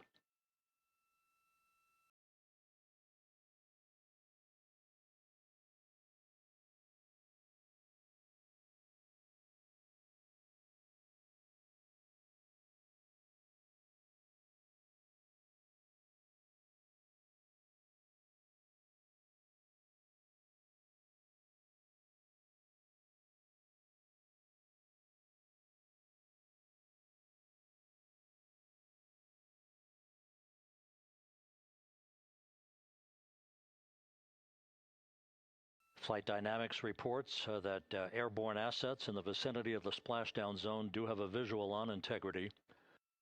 Still 2 minutes and 40 seconds left in our blackout period.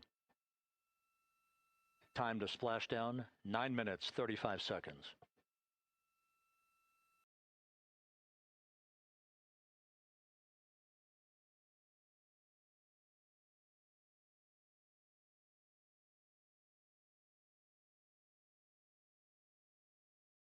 Multiple airborne assets as part of the recovery team all have visuals on Integrity.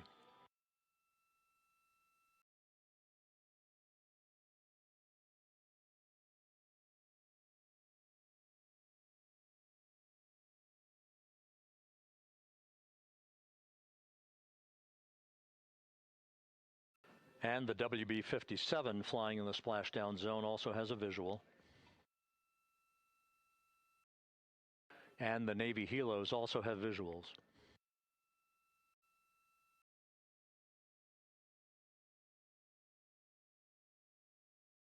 We're still in the blackout period. Still do not have communications from the crew.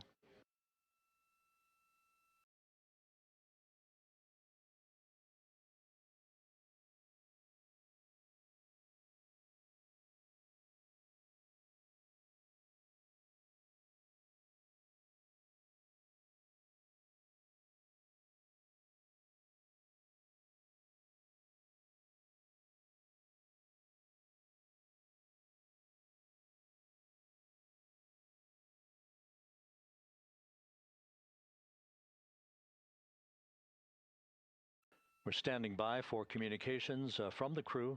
We should be out of the blackout period less than a minute from now.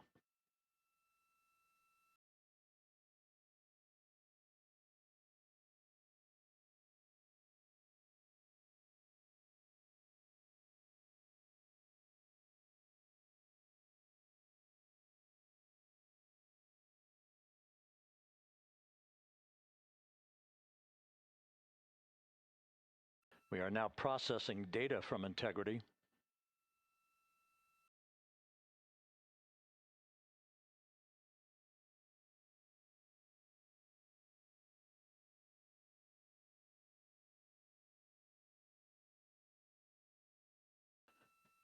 Landing and support officer reports the small boats are en route to the splashdown target zone.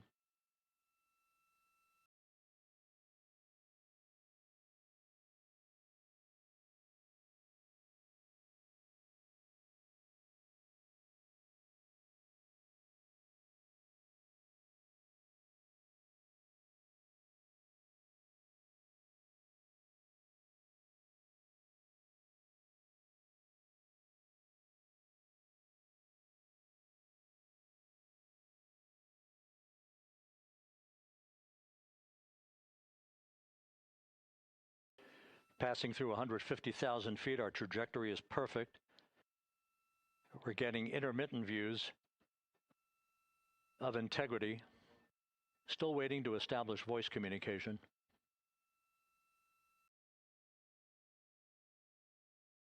Integrity, Houston, comm check, post-blackout. Houston, Integrity, we have you loud and clear. Your trajectory is nominal, and your recovery teams have visual. Guidance looks good. No action for the enabled internal camera controller fail. Big cheers from the viewing room here in Mission Control as voice communication reestablished with Commander Reid Wiseman. For America and a waiting world, Integrity is 5.5 minutes away from coming home.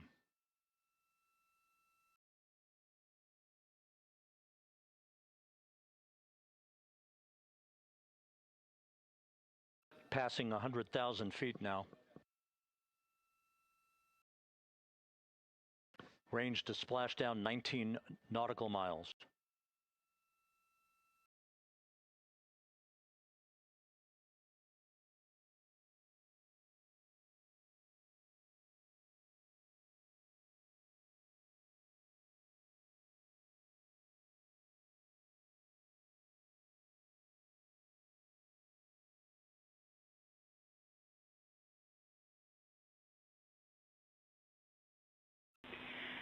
Integrity, impact to the camera controller fail is no cab 1 views of the chutes.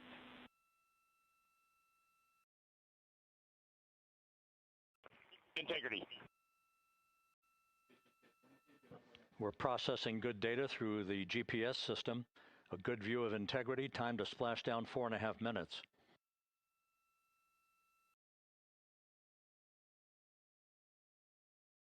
And a view of Integrity from the WB-57. We're at 50,000 feet.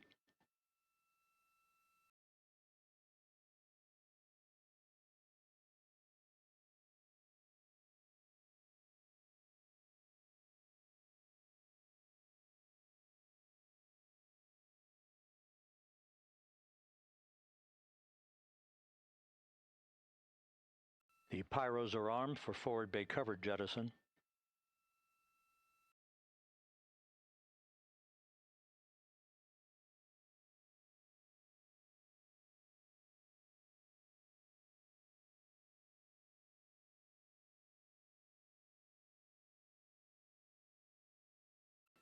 And there go the first series of parachutes. And we're on drogues. And Houston, we're visual 2 drogues out the window. 2 good drogue chutes. Next up. We copy, we see them. Next up, the deployment of pilot parachutes that will pull the main chutes out. Time to splash down 3 minutes and 10 seconds.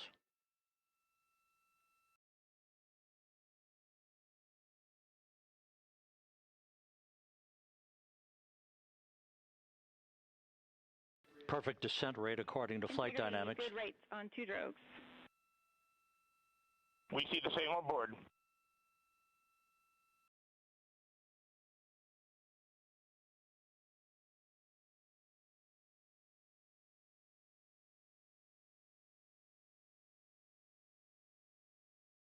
Passing through 10,000 feet, still on drogues.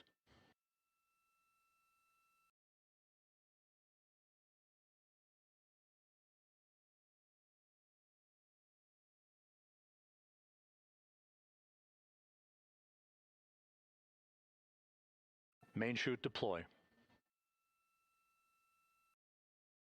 We're at 5,000 feet.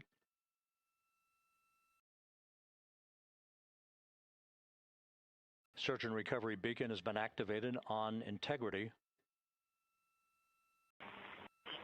And we have 3 good main chutes. Good 3 main chutes, good reefing, good descent rate. Good rates, and we see 3 good-looking parachutes.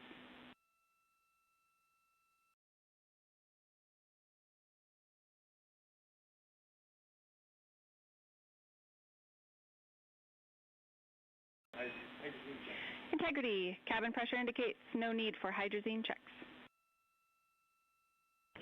Integrity copies. This is a perfect descent for integrity. Its crew sounding hale and hearty on board. Time to splash down 1 minute, 15 seconds.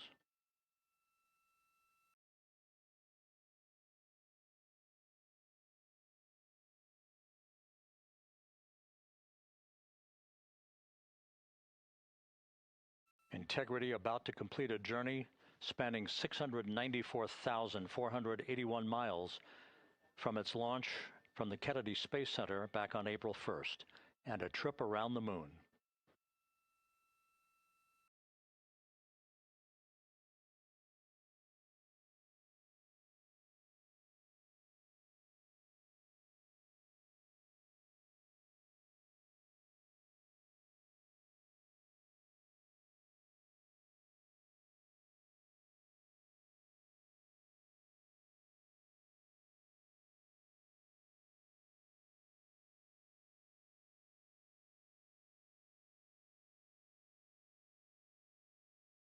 Passing through 1,000 feet.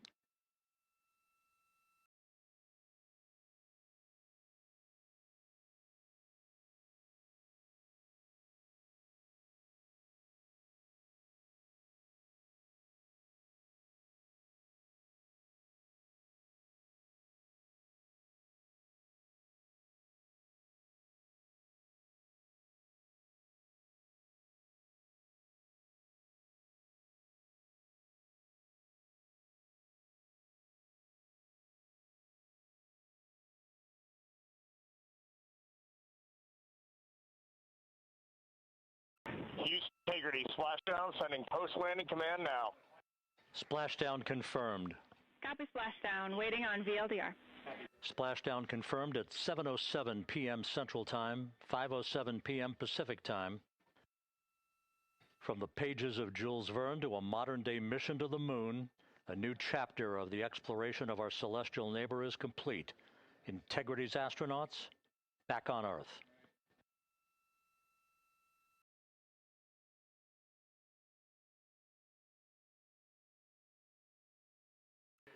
And the landing and support officer reports the vehicle is stable 1. We still will be deploying the crew module uprighting system to maintain that orientation. A perfect bullseye splashdown for Integrity and its 4 astronauts.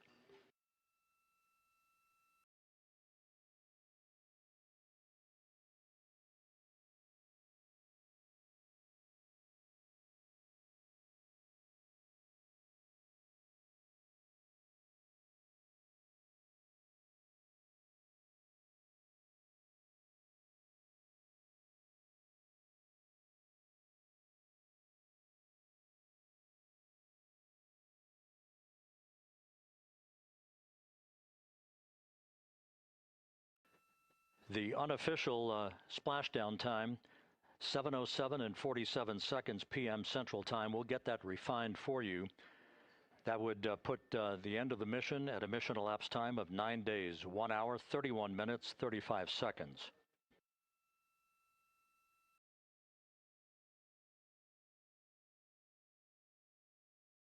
And we're configuring for very low data rate.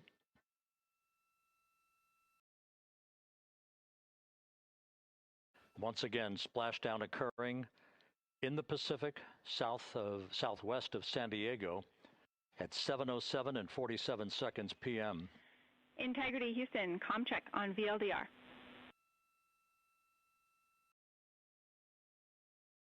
Houston, we have you loud and clear on VLDR. How else?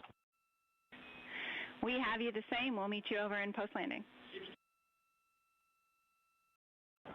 Perfect communications established. What a journey. We are stable 1, 4 green crew members. Houston copies all. Reid Wiseman reporting 4 green crew members. That is not their complexion. That is the fact that they're in great condition. That's what that means.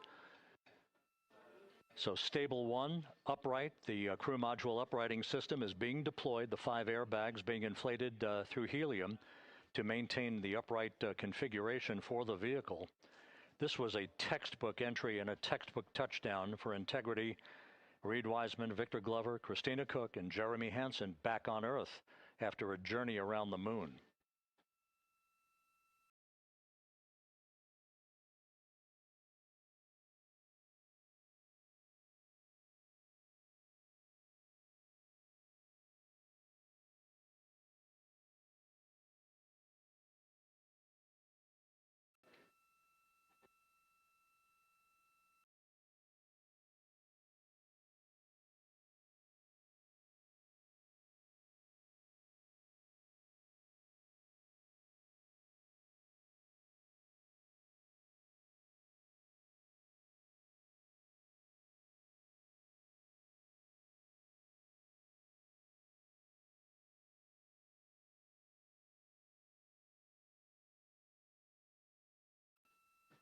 We continue to monitor the functioning of the CMOOS system. The airbags are being inflated to maintain a stable 1 or upright configuration.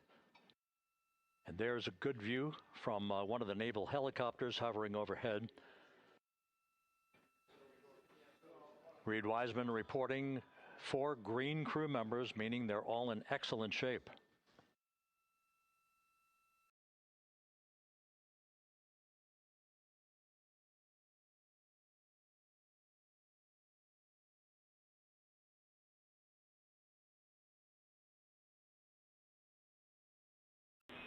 Integrity Houston for SAR beacon and radio. SAR beacon is in for 06, and we're powering the radio now. Go ahead. We see the beacon on. However, the recovery team is not seeing the signal.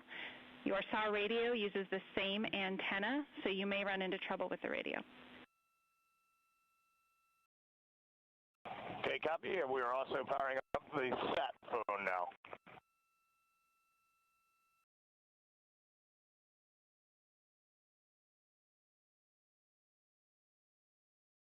So Integrity is in great shape, and as the crew continues its post-splashdown timelined activities on board, Reid Wiseman once again reporting that all 4 crew members are in excellent shape. And we have 5 inflated airbags to maintain an upright configuration so that the recovery team can now begin a slow approach to the vehicle. Meanwhile, here in the flight control room, Entry Flight Director Rick Henfling is polling his team of flight controllers for the start of powering down the vehicle after a thorough systems check. We have no toxic gases to be concerned about, so the recovery personnel can approach the vehicle, but not until we have powered down the spacecraft. That's expected to take a few more minutes.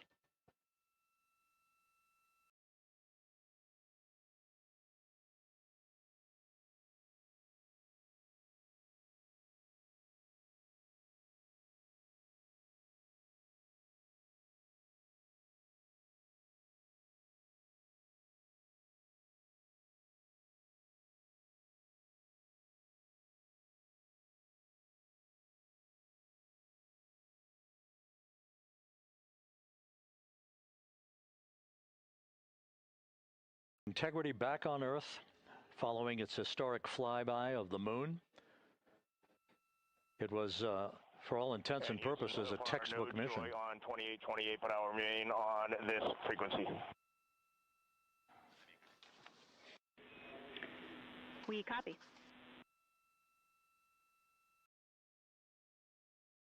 Reid Wiseman indicating some trouble with the SARSAT phone on board, but that's not an issue. What is more important is that the vehicle is solid. No issues as we begin the power down of the vehicle to begin the recovery process.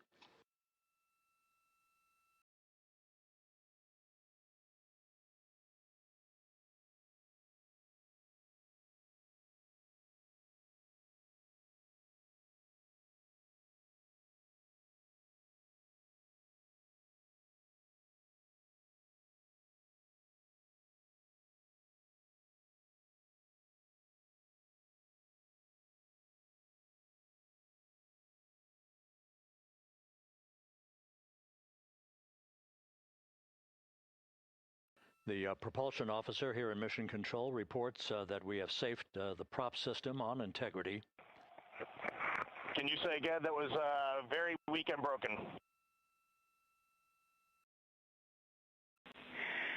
Integrity, Houston did not call.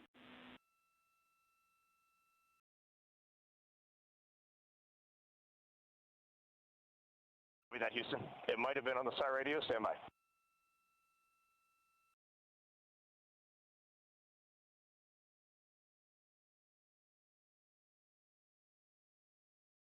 All of the milestones were executed in perfect fashion. Integrity entering the Earth's atmosphere right on time, reaching its peak speed shortly after a blackout period began. We emerged from the blackout period, but the recovery imagery airborne assets were able to pick up Integrity's descent almost immediately through entry interface, tracking the vehicle all the way down. And finally, you saw the sequence of chute deployments. First, the forward bay cover being pulled off the top of the vehicle by a series of 3 parachutes. Then the drogue chutes were deployed, followed by the 3 main chutes that slowed the splashdown velocity of Integrity to just 19 miles an hour.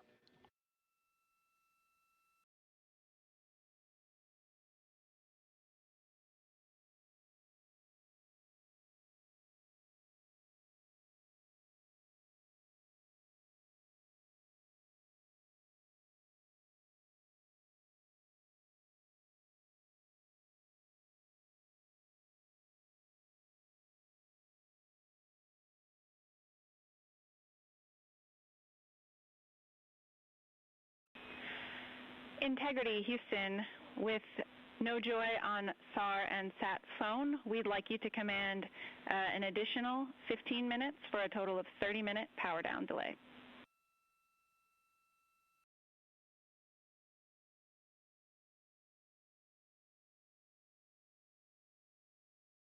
All right, Jackie, we have selected T/D+30. No joy on SAR radio or sat phone. And stand by, we have the master diver on SAR radio. Please hold comms. Hey, Lily. Excuse me. Hey, Jackie, we just got the master diver on SAR.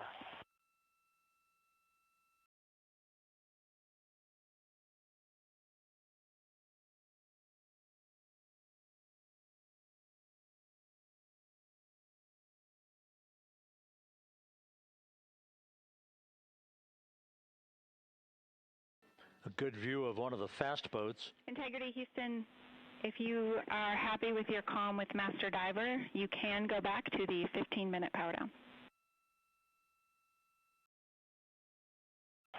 Okay, stand by. Yeah, we'll confirm here in a second.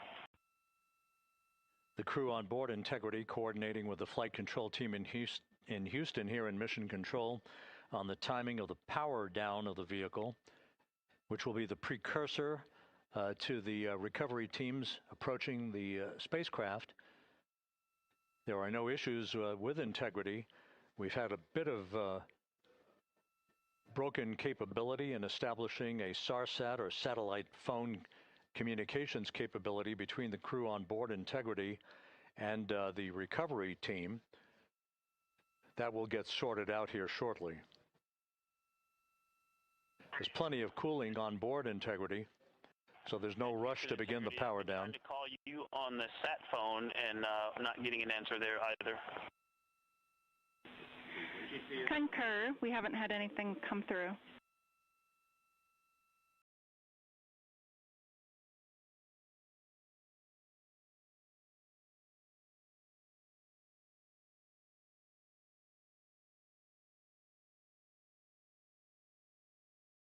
And Houston, if you could relay to recovery that we hear them, but it does not appear as though they are hearing us.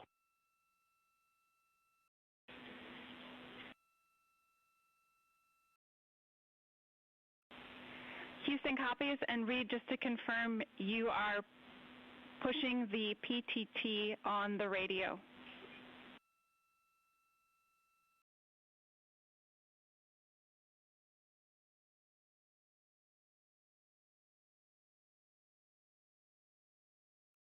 So as we continue to sort out the communications between Integrity and the recovery teams, we are standing by for the initiation of the power down procedures that, as you see, the recovery teams are moving towards the side of the capsule. The next major event will be the erection of that large inflatable raft called the front porch. That will be the port of call for the crew as they're being extracted one by one from the vehicle.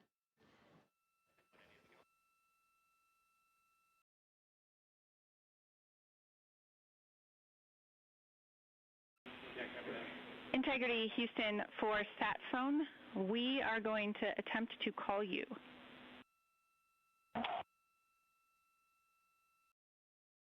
Good idea, standing by. And Jackie, yes, we are pushing the push to talk, the two buttons on the left side of the radio below the up-down arrows. We are utilizing them. I'm rebooting the radio to see if we get good comms. Okay, we copy all, and just to confirm, you are seeing that you are touchdown plus 3030 for power, correct? That's the affirmative.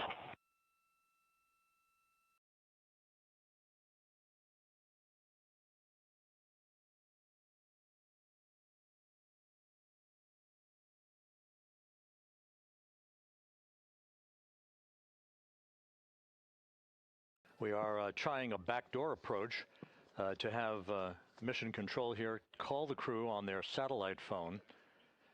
This all part of the coordination for the power down of the vehicle that will initiate the actual recovery operation. The first boats with the Navy divers on board are standing by, waiting to close in on Integrity to begin the process of erecting the large inflatable raft that's called the front porch that will be where the astronauts are extracted from so that they can have a few minutes to get their land legs back before they're hoisted aboard the Navy helicopters for the flight back to the deck of the USS John P. Murtha.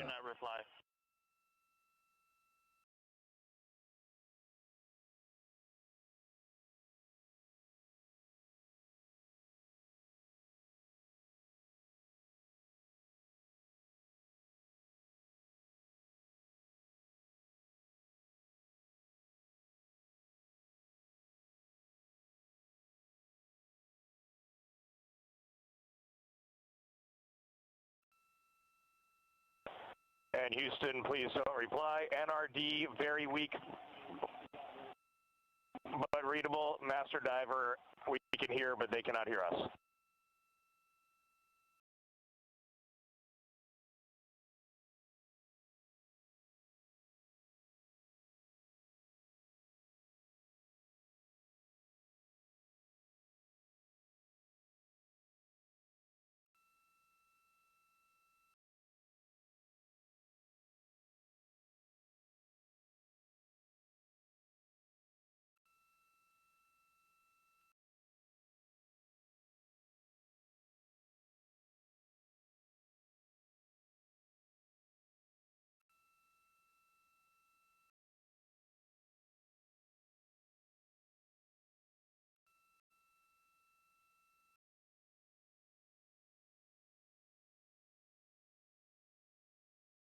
And Houston on OE1, is there any chance to tie us into NRD?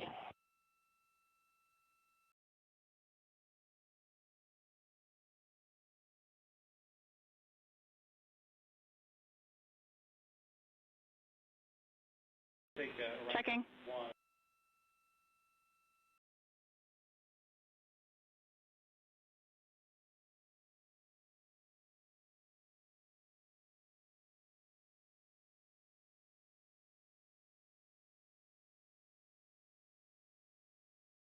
This is Mission Control, Houston. While we stand by for the establishment of communications between Integrity and the recovery team that is basically standing by very close to the spacecraft, we're going to go to the deck of the USS John P. Murtha, where Megan Cruz is standing by with Administrator Jared Isaacman.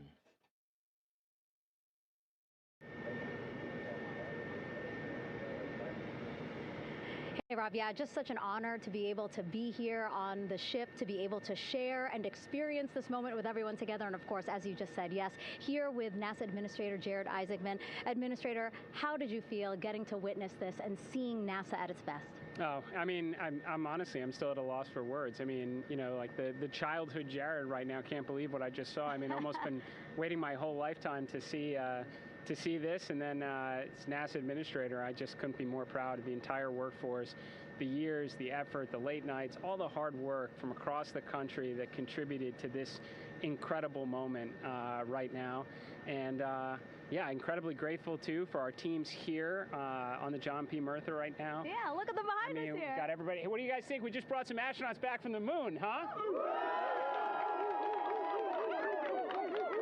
Unbelievable. Thank you. Yeah, so grateful to the Navy, the sailors that are here, the NASA teams. I mean, this is a joint effort that's on their way right now. These recovery forces are getting out to our Orion spacecraft, to Integrity, get our astronauts back on the ship safely. Yeah, and this is not just an accomplishment for NASA. This is an accomplishment for humanity. Again, a historic mission to the moon and back. How does this make you feel, and what do you hope people take away from this? Well, I'll tell you, you know, I think about the crew members that we've all had an opportunity to observe over the last 10 days, right? I mean, they're absolutely professional astronauts. I mean, wonderful communicators, almost poets. But then I think these were the ambassadors from humanity to the stars that we sent out there right now. And I can't imagine a better crew than the Artemis II crew that just completed a perfect mission right now. So yes, it's a huge moment for everybody, right? I mean, we are back in the business of sending astronauts to the moon, bringing them back safely, and to set up for a series more. I mean, this is not a once in a lifetime, which you hear sometimes around here. It's like, this was a once in a lifetime. No, it's not. This is just the beginning. We are going to get back into doing this with frequency, sending missions to the moon until we land on it in 2028 and start building our base. Yeah, are we going to build on the momentum for Artemis III? I mean, it's just around the corner. Absolutely. So, I mean, that's, you know, part of me too. Like, I can't wait to get the crew off of Integrity right now, but also getting Integrity back on this ship so we can start taking a look at it, because all that data is so precious to us right now. I mean, we are going to definitely want to take a good look at the thermal protection system. We're going to want to download all the data they couldn't transmit back to us and use that to inform Artemis III. But we're already making progress, right? You had SRB segments already showing up at KSC. Core stage for Artemis III is rolling out on April 20th. We're getting Mobile Launcher 1 back in vehicle assembly building. So yes, there is a lot to celebrate right now on a mission well accomplished for Artemis II, and at the same time, we got to start getting ready for 3. Amazing. And last question, you know, for people who joined us for all 10 days to see what we can accomplish together with our international partners, what do you think about the fact that we're going to keep doing this more and more and more? It's incredibly exciting. I mean, yes, it's the contributions, like the best and brightest across the NASA workforce from across the country, our industry partners, our international partners. We had a Canadian Space Agency astronaut on board in Jeremy. We had the European Service Module. And you think, in the days leading up to this launch, I mean, 48 hours prior to launching Artemis II, I was meeting with the Italian Space Agency. We signed a memorandum of understanding to build a habitation module on the moon. I mean, you have countries, all of our allies allies and partners coming together saying, we are committed to this effort. We are returning to the moon. We're doing it to stay. We are building that enduring presence. We are going to master the skills on the surface of the moon so someday we can undertake missions to Mars. It's just an incredibly exciting time, and we're not going at it alone. We're bringing everybody along with us. Absolutely. And speaking of everyone, one more time, we're going to ask the crew here, you guys ready to land on the moon? Awesome. I love that. Okay, well, thank you so much, Administrator. Appreciate you being here. We're, of course, going to stay on to watch the crew get extracted from Orion, so stay tuned, and we'll see you back here shortly.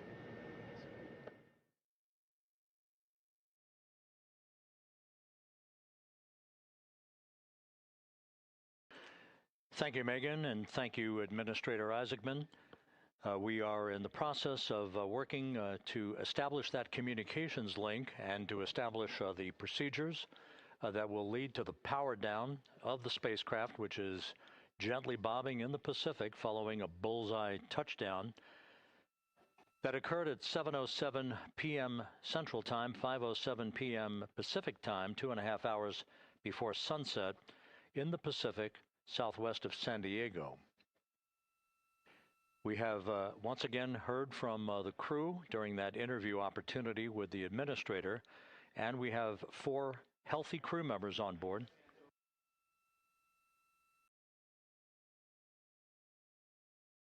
We now have confirmation that the vehicle has been powered down as per the procedures. So we have vehicle powered down, and the flight control team here in Houston, Flight Director Rick Henfling, has handed over mission authority to the Exploration Ground Systems team out in the Pacific. Now, we will physically not get off console with this team until the crew has been extracted into the front porch, that inflatable raft that will be erected along the side hatch of Integrity. So we're standing by for that in the next step in the recovery procedures. But everything is in great shape, and we have 4 healthy crew members on board the vehicle.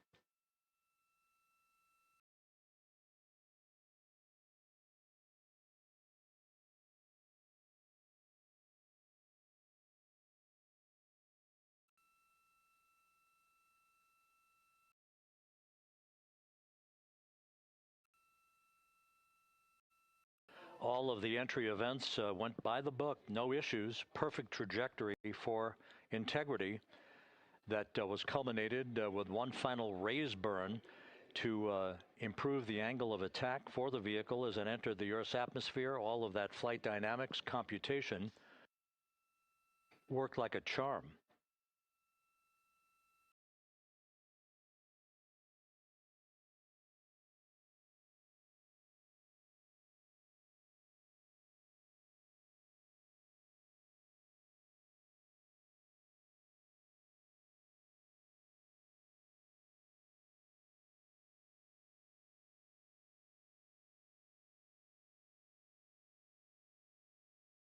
So we are standing by for the recovery team to approach Integrity and begin the process of erecting that inflatable raft called the front porch, which will see the crew members be extracted from the hatch of Orion into that inflatable raft before they're hoisted aboard 2 Navy helicopters in a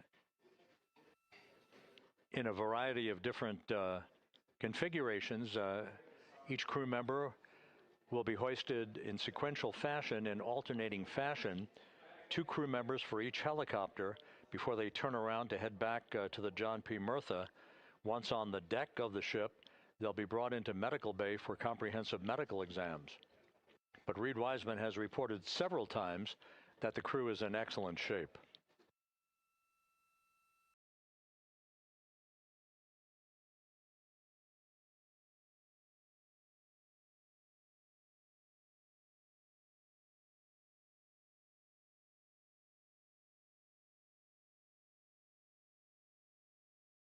So just to recap, it has been some 26.5 minutes since the splashdown of Integrity in the Pacific. The vehicle is in excellent shape. It performed like a champ all the way down through the Earth's atmosphere. All of the vehicle functions were checked off in excellent trip hammer fashion. The parachutes all deployed as planned. Splashdown occurring at 7:07 p.m. Central Time, 5:07 p.m. Pacific Time.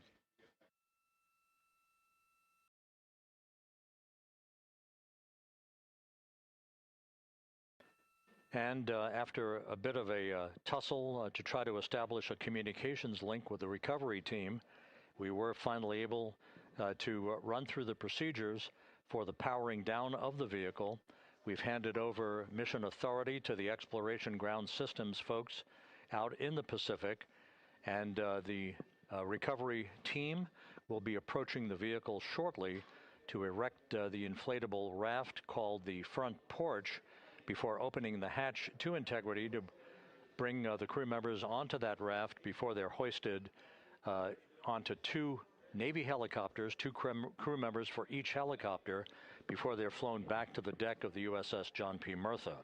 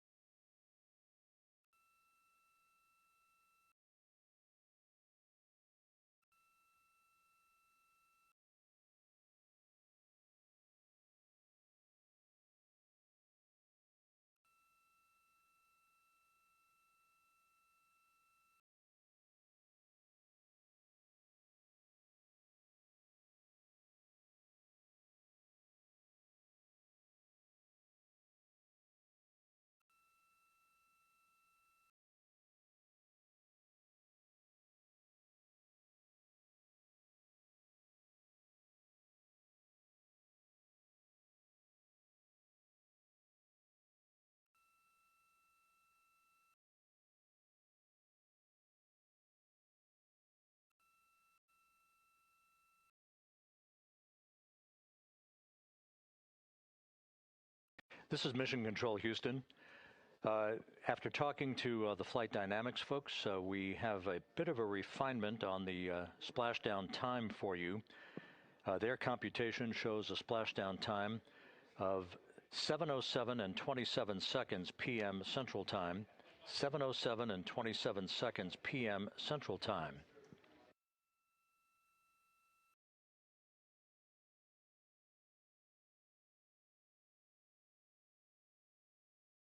That would equate to a mission elapsed time of 9 days, 1 hour, 32 minutes, and 15 seconds.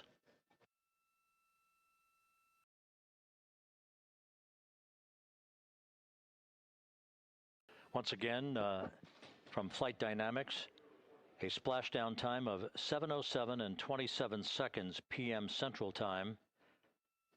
That would equate to a mission elapsed time of 9 days, 1 hour, 32 minutes, and 15 seconds.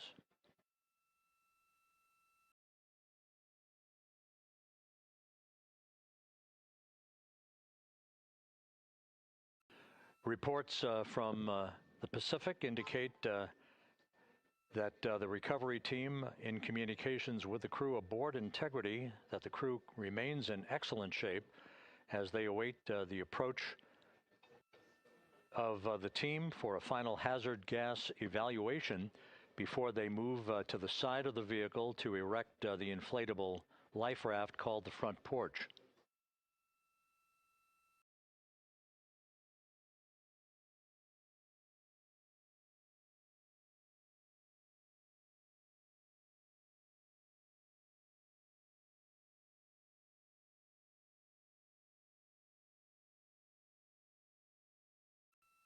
Again, no issues with Integrity. The vehicle is powered down.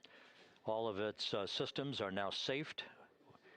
We have handed over mission authority to the Exploration Ground Systems folks in the Pacific, but we will not stand down and have the entry flight control team depart its positions until that inflatable raft, the front porch, is erected, the hatch open, and the crew having exited the vehicle. So that's the next step in the recovery process that will lead to the hoisting of the crew members. For 2 crew members for each helicopter, they'll be hoisted to a pair of Navy helicopters that will then fly a short distance back to the USS John P. Murtha. What you're looking at is one of the fast boats circling the vehicle to make a hazard assessment.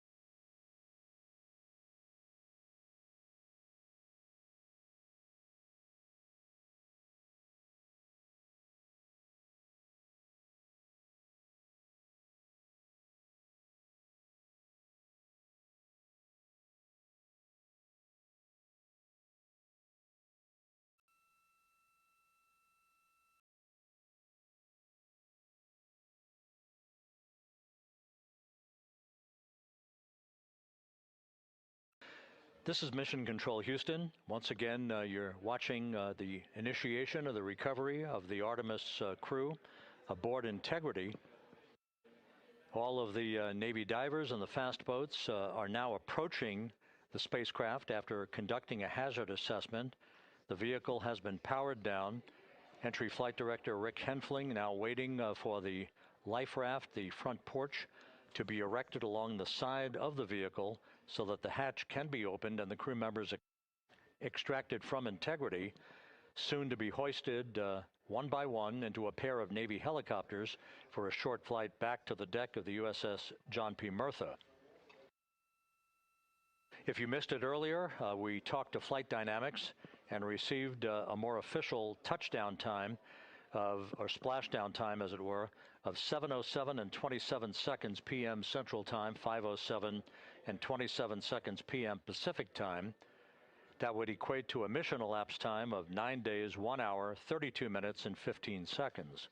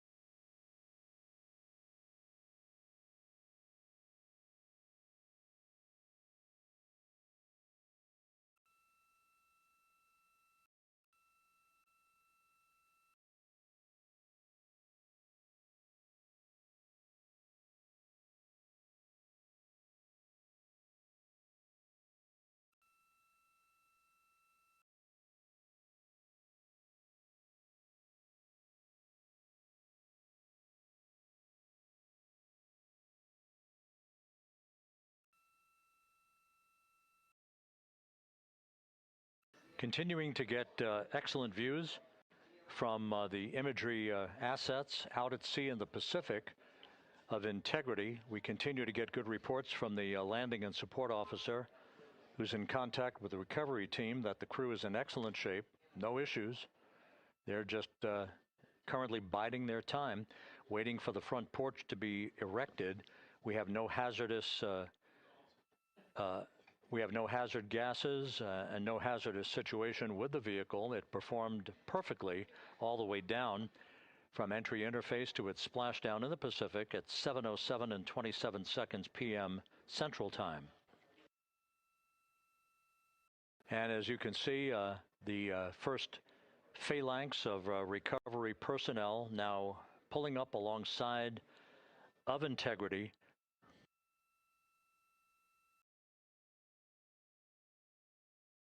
This includes Navy divers, a Navy flight surgeon, and other recovery personnel who have trained for several years for this recovery process.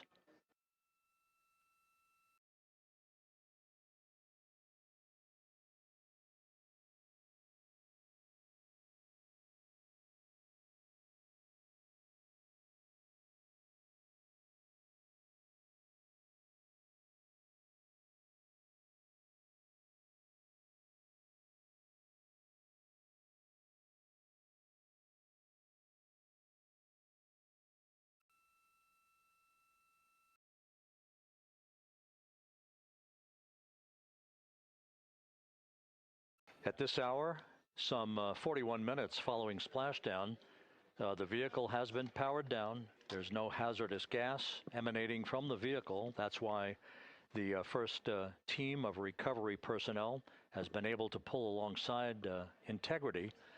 And the reports continue to come in that the 4 astronauts are in excellent shape.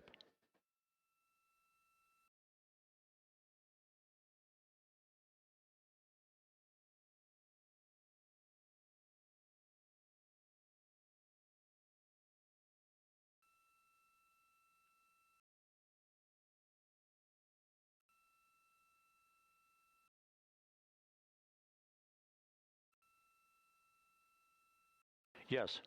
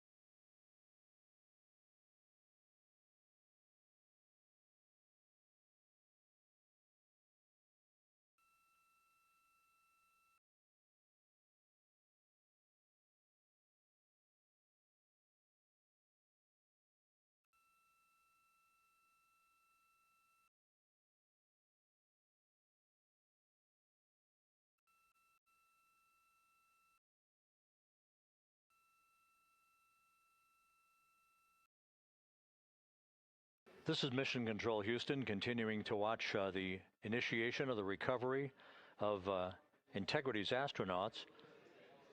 One by one, they'll be brought out of the spacecraft onto a large inflatable raft just a short time from now. In the meantime, we can go back to the USS John P. Murtha, where my colleague Megan Cruz is standing by to provide her situation report. Megan, can you hear us?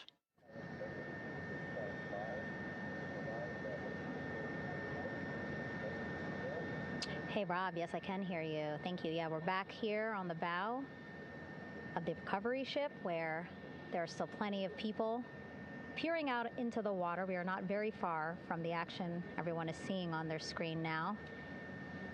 The Orion spacecraft, Integrity, in the ocean, surrounded by a number of recovery boats.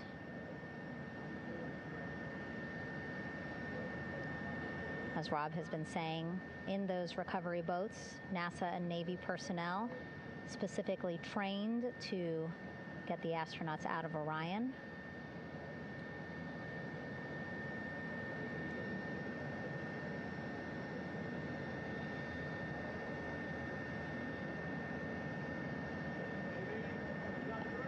In some of our wide shots, you can probably see that there are 6 boats out in the water. More than 40 people out in the water right now on those boats.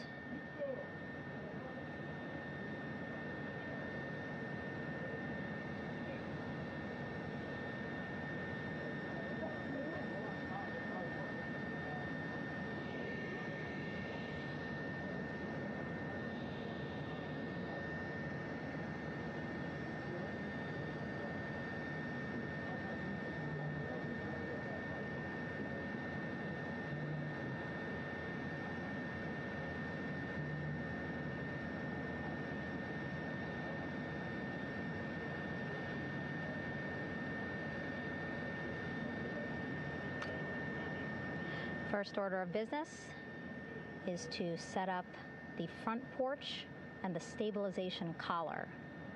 You might also hear it referred to as a stab collar. Basically just to make sure that Orion stays upright, doesn't sway in the water too much, again, to make it easier for recovery forces to get the astronauts out.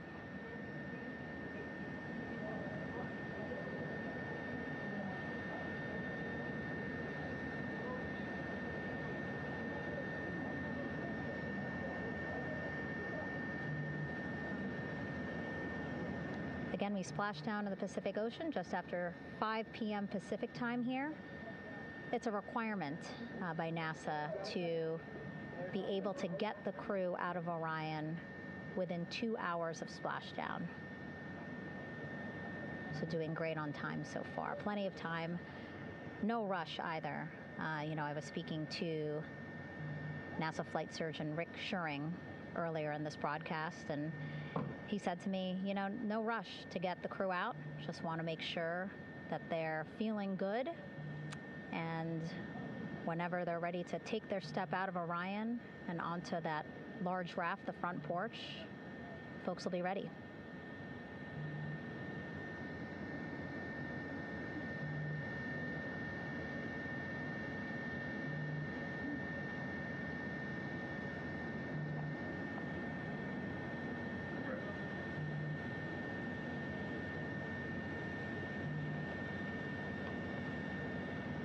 And as there are mission audio loops in mission control in Houston, there is a mission audio loop here on the ship, and it was just reported out that the side hatch is open. Side hatch of integrity is open. You're getting these beautiful shots from our aerial assets.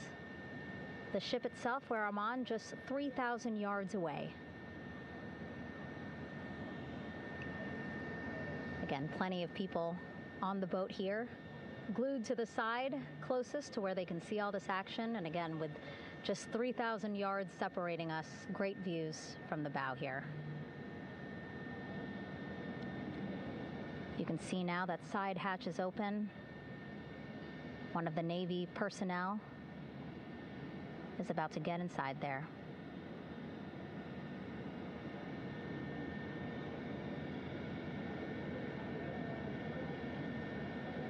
In they go. In total, 4 will go into Orion. So it'll be a little bit of a tight squeeze, but the goal is to have a recovery personnel with each astronaut assessing them.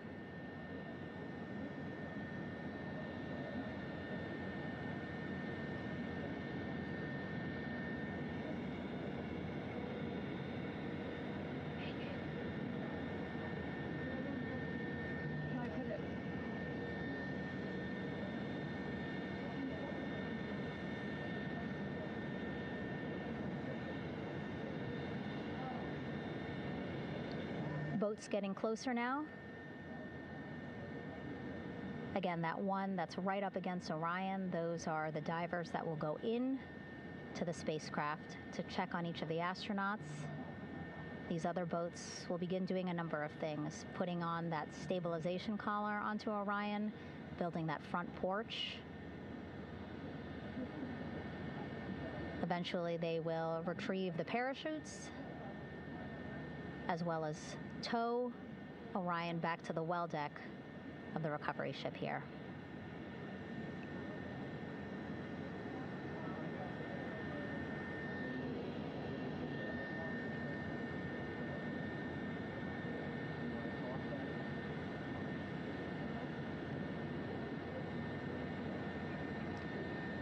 And so as we wait for the Navy and NASA personnel to get their assessment of the crew inside of Orion, why don't we toss it back to Rob for an update? Yeah, thank you, Megan. Here in Mission Control, Flight Director Rick Henfling and the entry team of flight controllers still on duty. The vehicle has been powered down for some time now.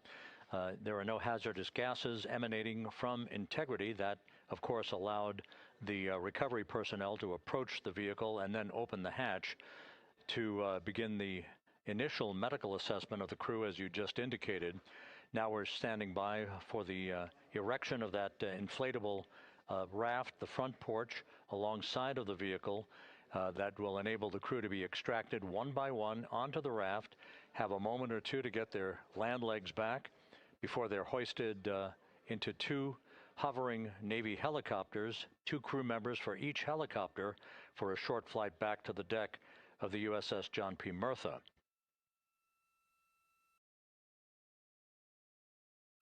All of Integrity's systems operated flawlessly throughout the course of the approach to the Earth, the entry into the Earth's atmosphere, and all of the key milestones that followed in this high-speed return to Earth for integrity.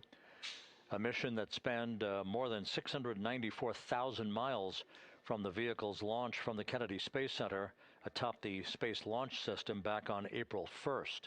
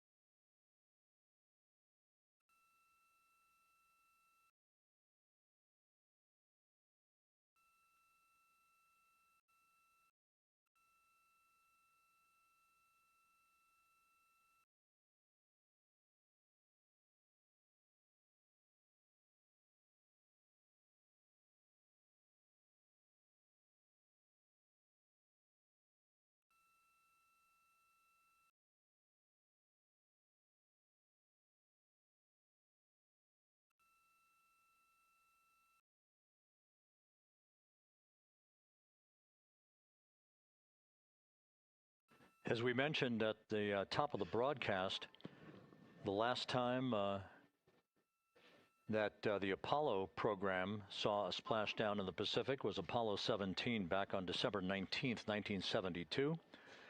So for the first time in some 53 and a half years, we have reenacted that with the arrival of Integrity's astronauts as they flew around the moon in that historic lunar flyby that began with a trans-lunar injection burn that took them out of Earth orbit following 24 hours of a high Earth orbit trajectory. The high Earth orbit trajectory enabled flight controllers here to have a full 24 hours to evaluate the systems on Integrity and the condition of the crew before they would commit to flying to the moon.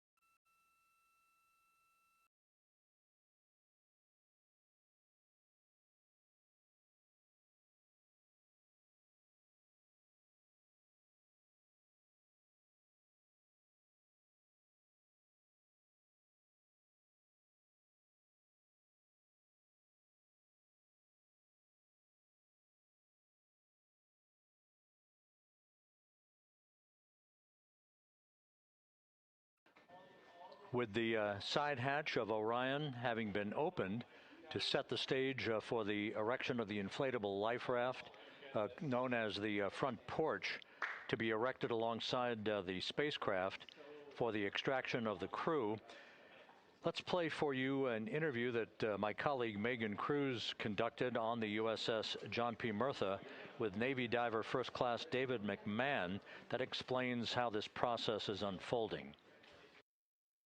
Okay, Davey, so you and some of your team, one last look over of the stabilization collar, correct? Yes, ma'am. Okay, so what is this stabilization collar? This is what's going to stabilize the capsule out there in the ocean. We don't know how good the weather or the waves will be that day, so this will help prevent any unnecessary occurrences from happening, stabilizing the capsule and the astronauts inside. So basically this is a float that will go around Orion. I'm assuming that what they're doing right now, these are the lines that will attach the collar onto Orion? That is correct. And so what are they doing here? So we've got the lower line that will secure the inflation device before we inflate it. That gives us the go-ahead that it's secure in its space, and then we'll inflate it. And then once that is done, we'll undo all the carabiners and get this orange line on top tied in the same fashion. And then this will be secure to the capsule, and the astronauts can safely take their first steps out of the capsule onto the front porch.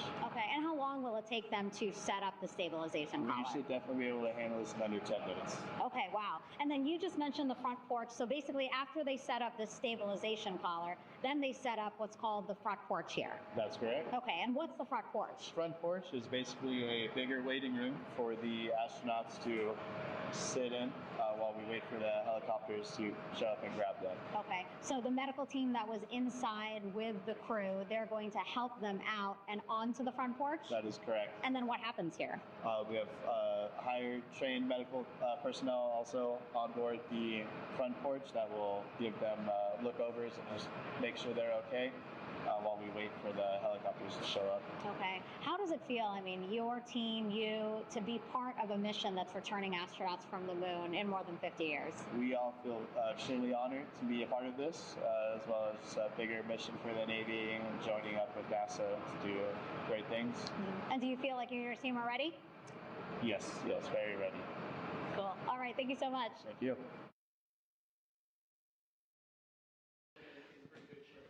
Once again, the recovery operations are continuing out in the Pacific. We shortly should see that life raft, the front porch, erected alongside the side hatch of the vehicle.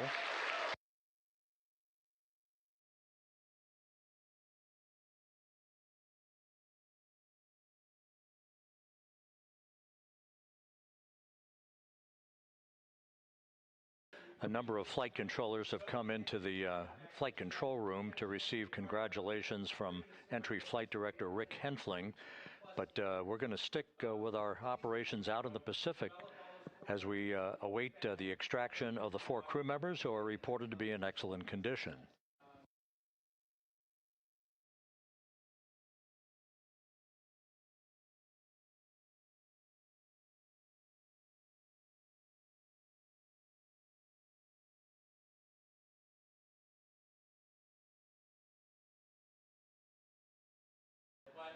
Again, while we stand by for that front porch to be erected alongside of the side hatch of the vehicle, let's go back to the USS John P. Murtha and Megan Cruz. Megan?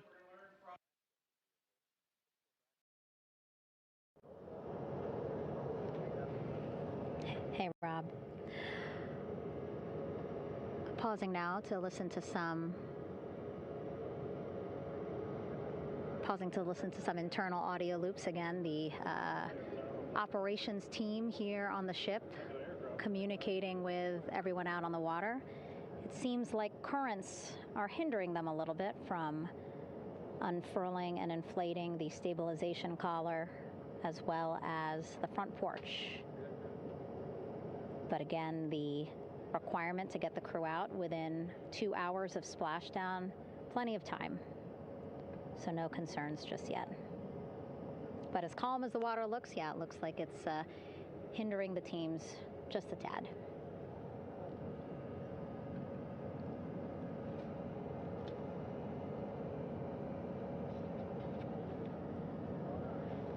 You can see in some of our shots that side hatch still open. Again, inside there are now 8 people inside. 4 divers, Navy divers, all with medical training, each assigned to an astronaut each. Making sure that they're comfortable, feeling good.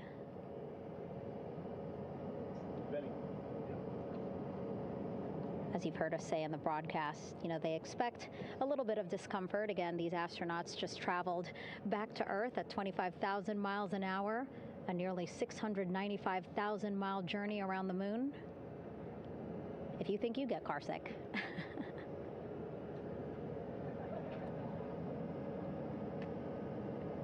Again, 6 boats out there, lots of gear with them, just in case, right? As we said, the crew reported feeling great, but again, all those folks out there in case they weren't, right? NASA is all about making sure we think about every situation that can happen, and so, of course, wanted to be ready in case any of our astronauts needed more medical attention while out there in the water.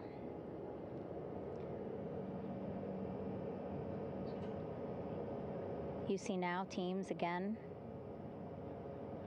trying to set up the stabilization collar and front porch for the crew to get out of Orion. They need both, right? The stabilization collar will keep Orion from swaying as you see it is doing now.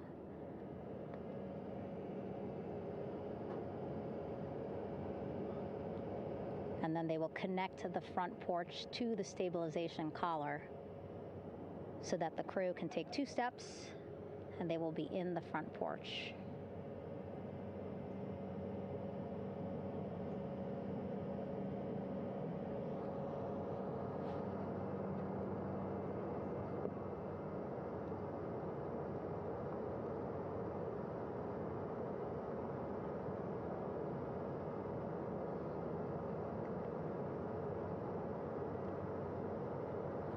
Not a lot of chatter on the mission audio loops. That's a good thing. Again, things proceeding pretty nominally, even if they're fighting some currents out there on the Pacific Ocean.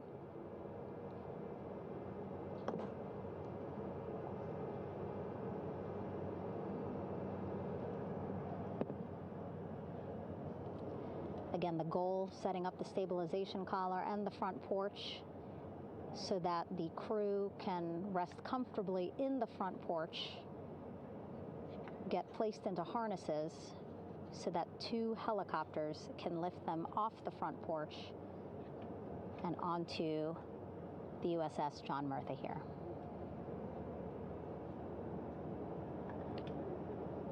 The helicopters are going to take turns picking up an astronaut. So again, Helo 1 and Helo 2.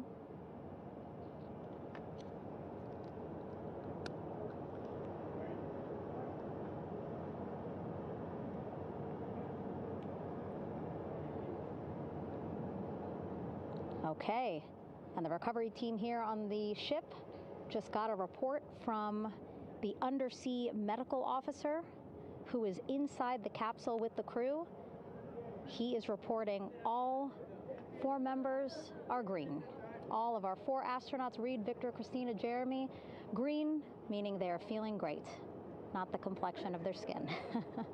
They are feeling great, happy to be home, and ready to be extracted as soon as possible.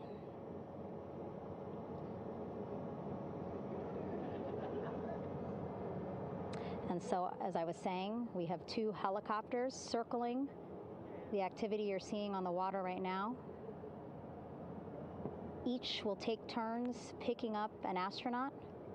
So Helo 1 will come on in, hover above the front porch, about 40 feet above the front porch.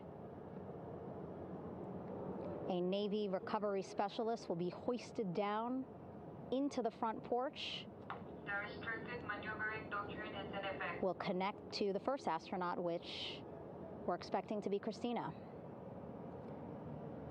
And then Helo 2 comes around, picks up Jeremy, while Helo 1 stays above head, and then Helo 1 will come back in for another astronaut, and then Helo 2 for the last astronaut, and then back to the flight deck here on the recovery ship.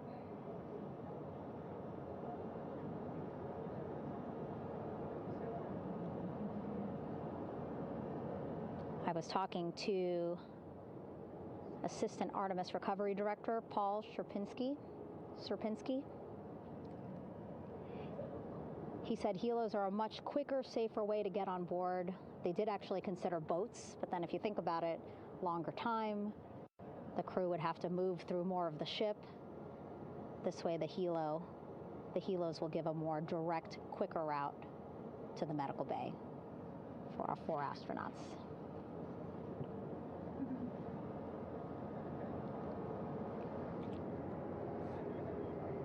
Beautiful shots from our aerial and imagery teams.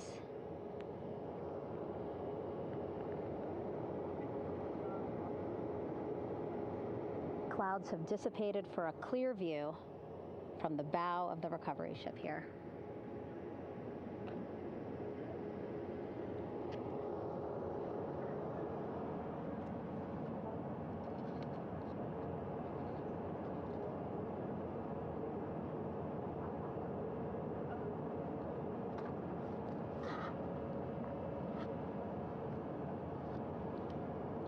You can still see divers in the water there. Encircling Orion, that is that stabilization collar we've been telling you about. As you saw in that interview just a few minutes ago, they have to first connect it to Orion, and then once it's secured onto Orion, they can inflate it, and then they'll further secure it with other harnesses and lines.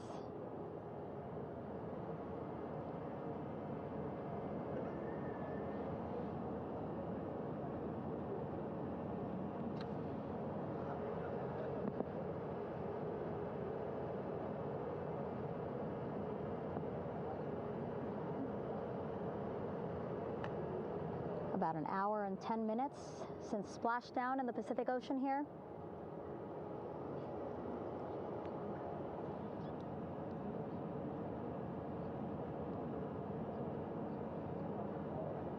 Reid, Victor, Christina, and Jeremy back home after a history-making mission to the moon and back.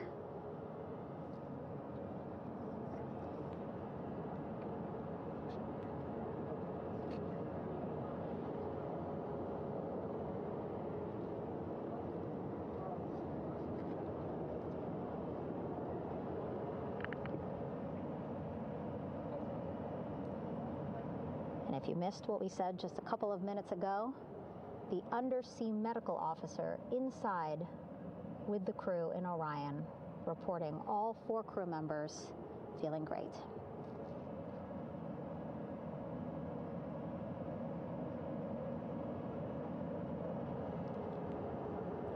Progress being made there on the stabilization collar. It looks like they are beginning to inflate it.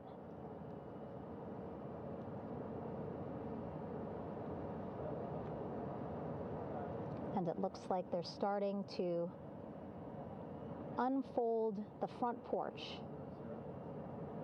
in order to get that into the water here shortly and inflate that as well.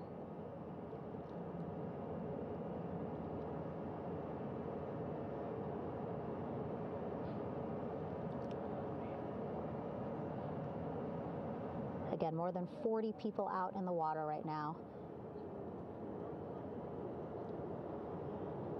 And those Navy and NASA personnel have been in the water for now about 4 hours.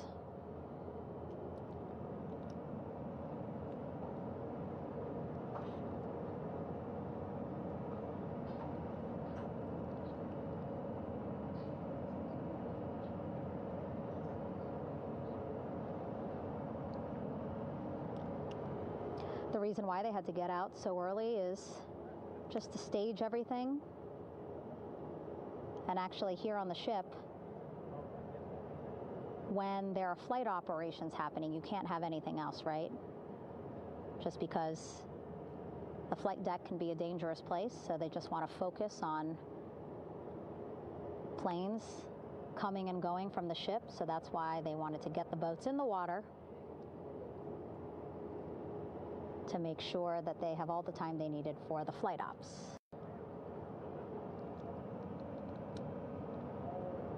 And then the same crew here out in the water, they will stay out in the water for a number of hours after we recover the crew and get them back on the ship, because then they have to recover Orion.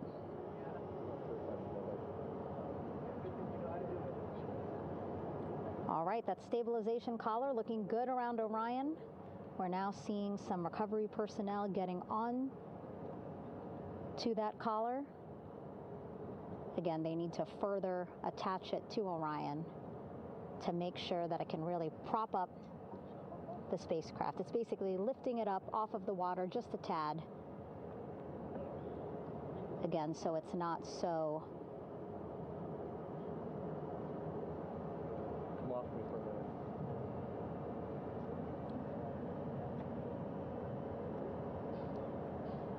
so it doesn't sway so much in the water there.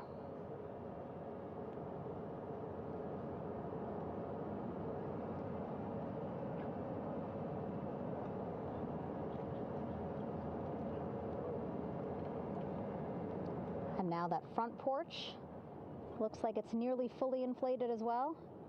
You can see a much larger surface area.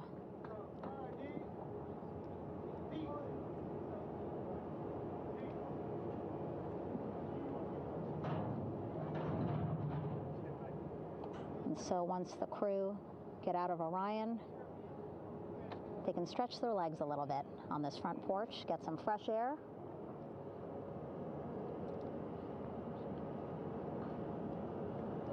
And enjoy this beautiful day here on their home planet.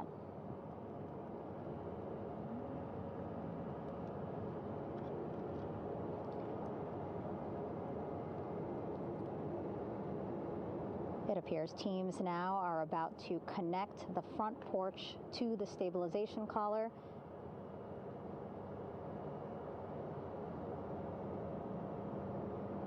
And at that point, when both are secure, we should soon see astronauts come out of Orion.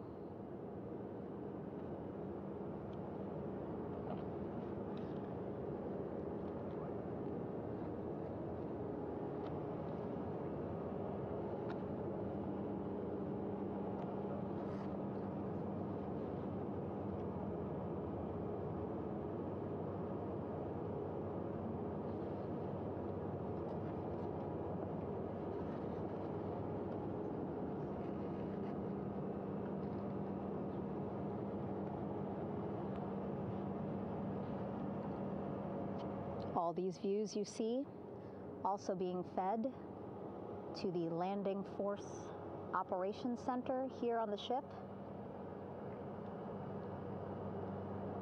Of course, it is very important for our recovery teams leading the mission to have all the views that you're seeing as well. Again, listening to their communication loop here on the ship. Very quiet, which is a good thing. It means things are going pretty nominally, meaning as expected.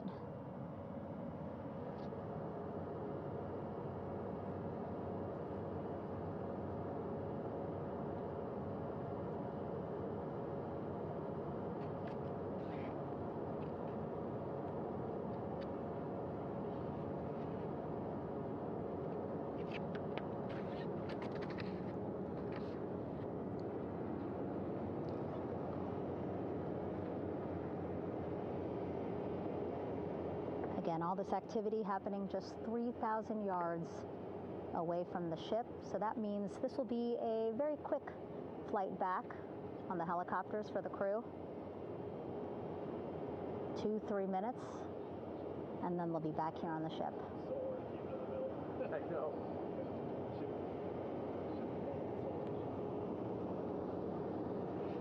Okay, saw a thumbs up from one of the personnel on the front porch. It looks like they are now getting ready to deploy what they call the Air Rescue Vest, ARV. And so this is the harness that each crew member will get into in order to be hoisted into the helicopters. Again, those helicopters hovering just about 40 feet above the front porch when they're ready to pick up each crew member.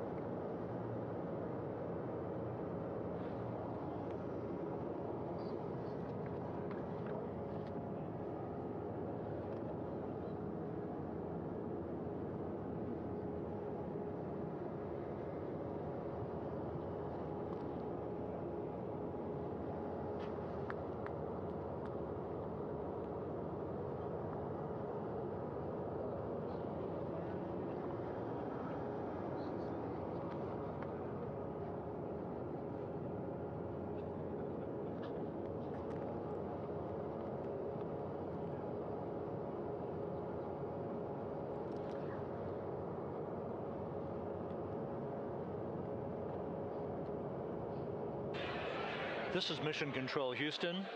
Behind me, a fairly raucous scene as hundreds of flight controllers have poured into the flight control room here. This is reminiscent of the scene after the final shuttle mission of STS-135, although that was the end of a program. This is only the beginning of a program with the textbook splashdown of Integrity and its 4 astronauts. We're standing by for the crew to be extracted from the spacecraft. Entry Flight Director Rick Henfling invited all of these flight controllers who have contributed to this mission to enter the flight control room to have an opportunity to receive well wishes and to share the mutual glow that exists in the wake of a textbook mission for Integrity. On the front screen here in Mission Control, a sign that says "Welcome Home, Integrity," taking humanity back to the moon, going further, and returning safely to Earth. So all of that jubilation, part of the post-splashdown activities, even as we await the crew being extracted from the vehicle to be hoisted onto Navy helicopters for the trip back to the USS John P. Murtha.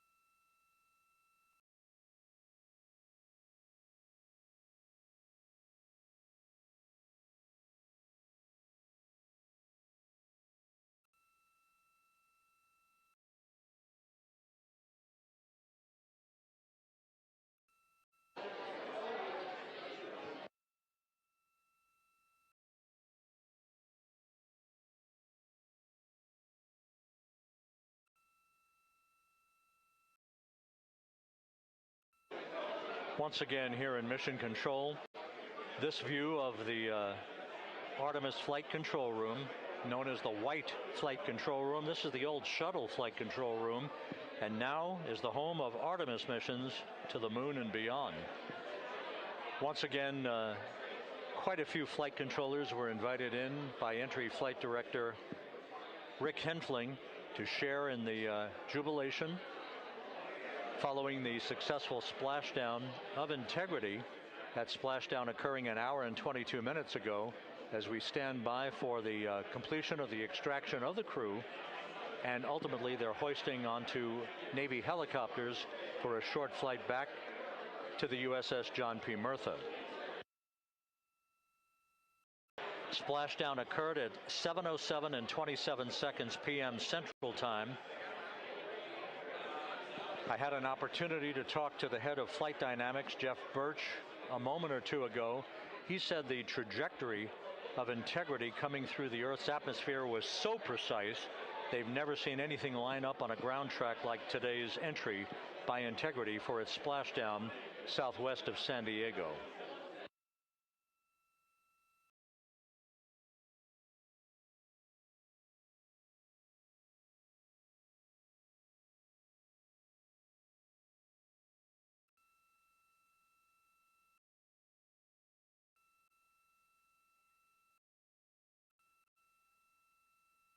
And the initial, you can hear it.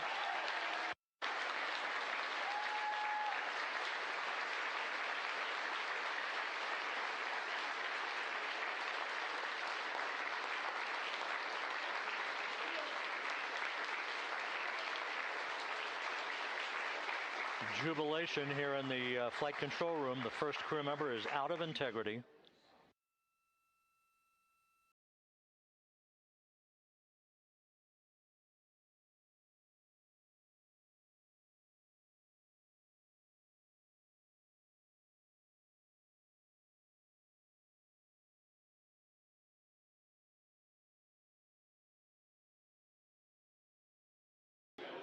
We are expecting the other crew members momentarily to be extracted.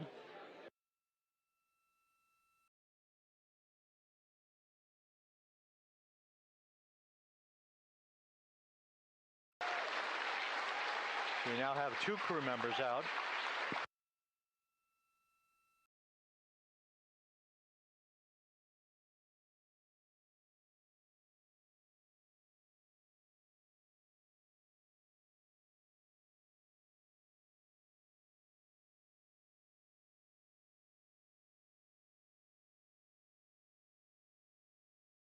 Two crew members out, 2 to go.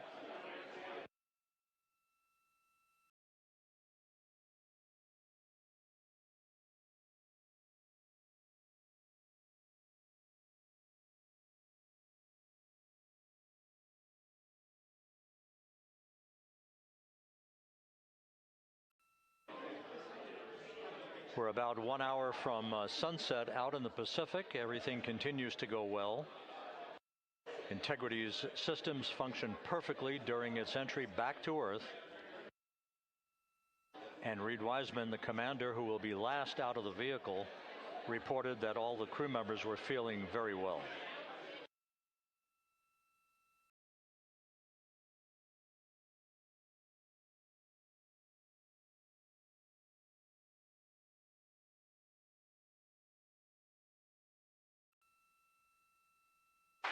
Crew member number 3 now out.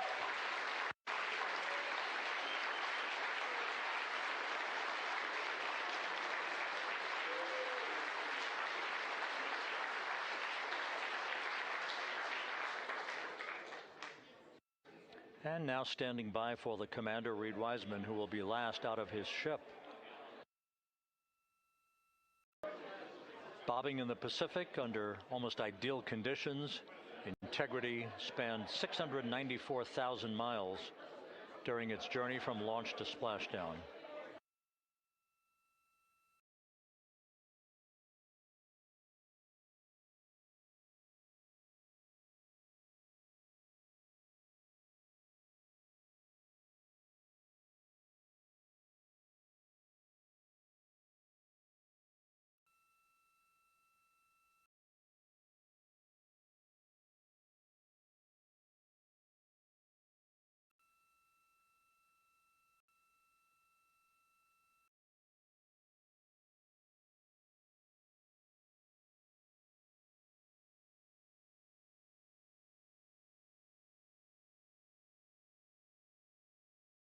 And we now have Reid Wiseman out of the vehicle, all 4 crew members now out of Integrity.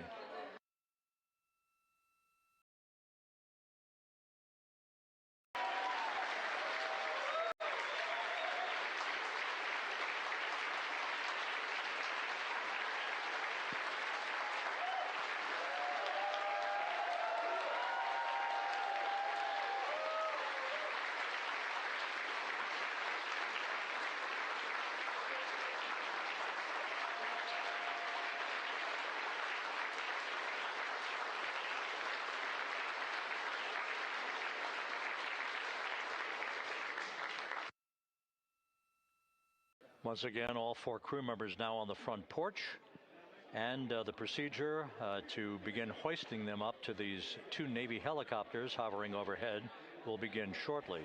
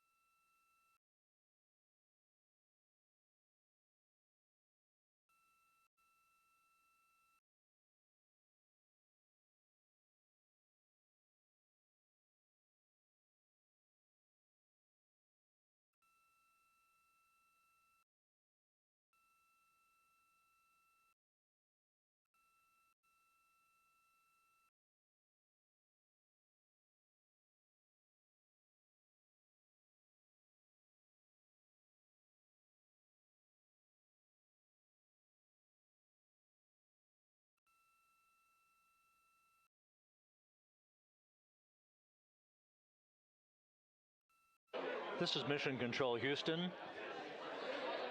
The mission is over, but the melody lingers on as jubilation continues here in the flight control room.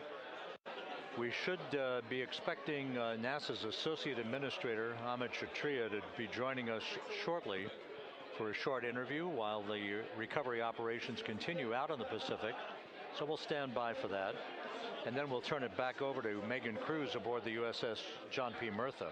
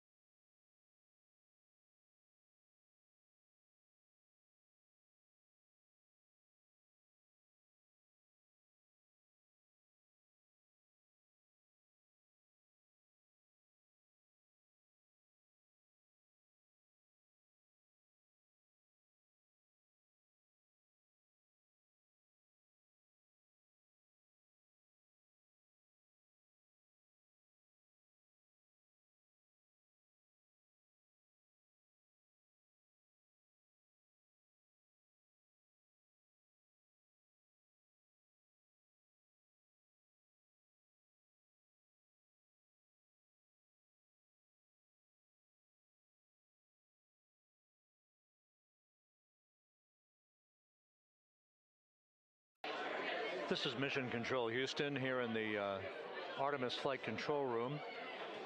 A number of flight controllers basking in the glory of the successful end of this mission that carried 4 astronauts around the moon on a lunar flyby, and the first test flight of Orion with crew members on board.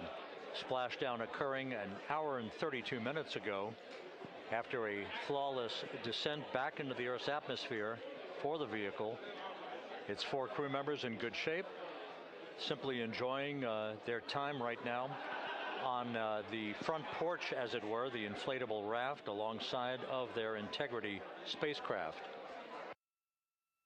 We're expecting Amit Kshatriya, the NASA Associate Administrator, to join us here momentarily for a brief interview before we turn it back over to Megan Cruz aboard the USS John P. Murtha, the recovery ship.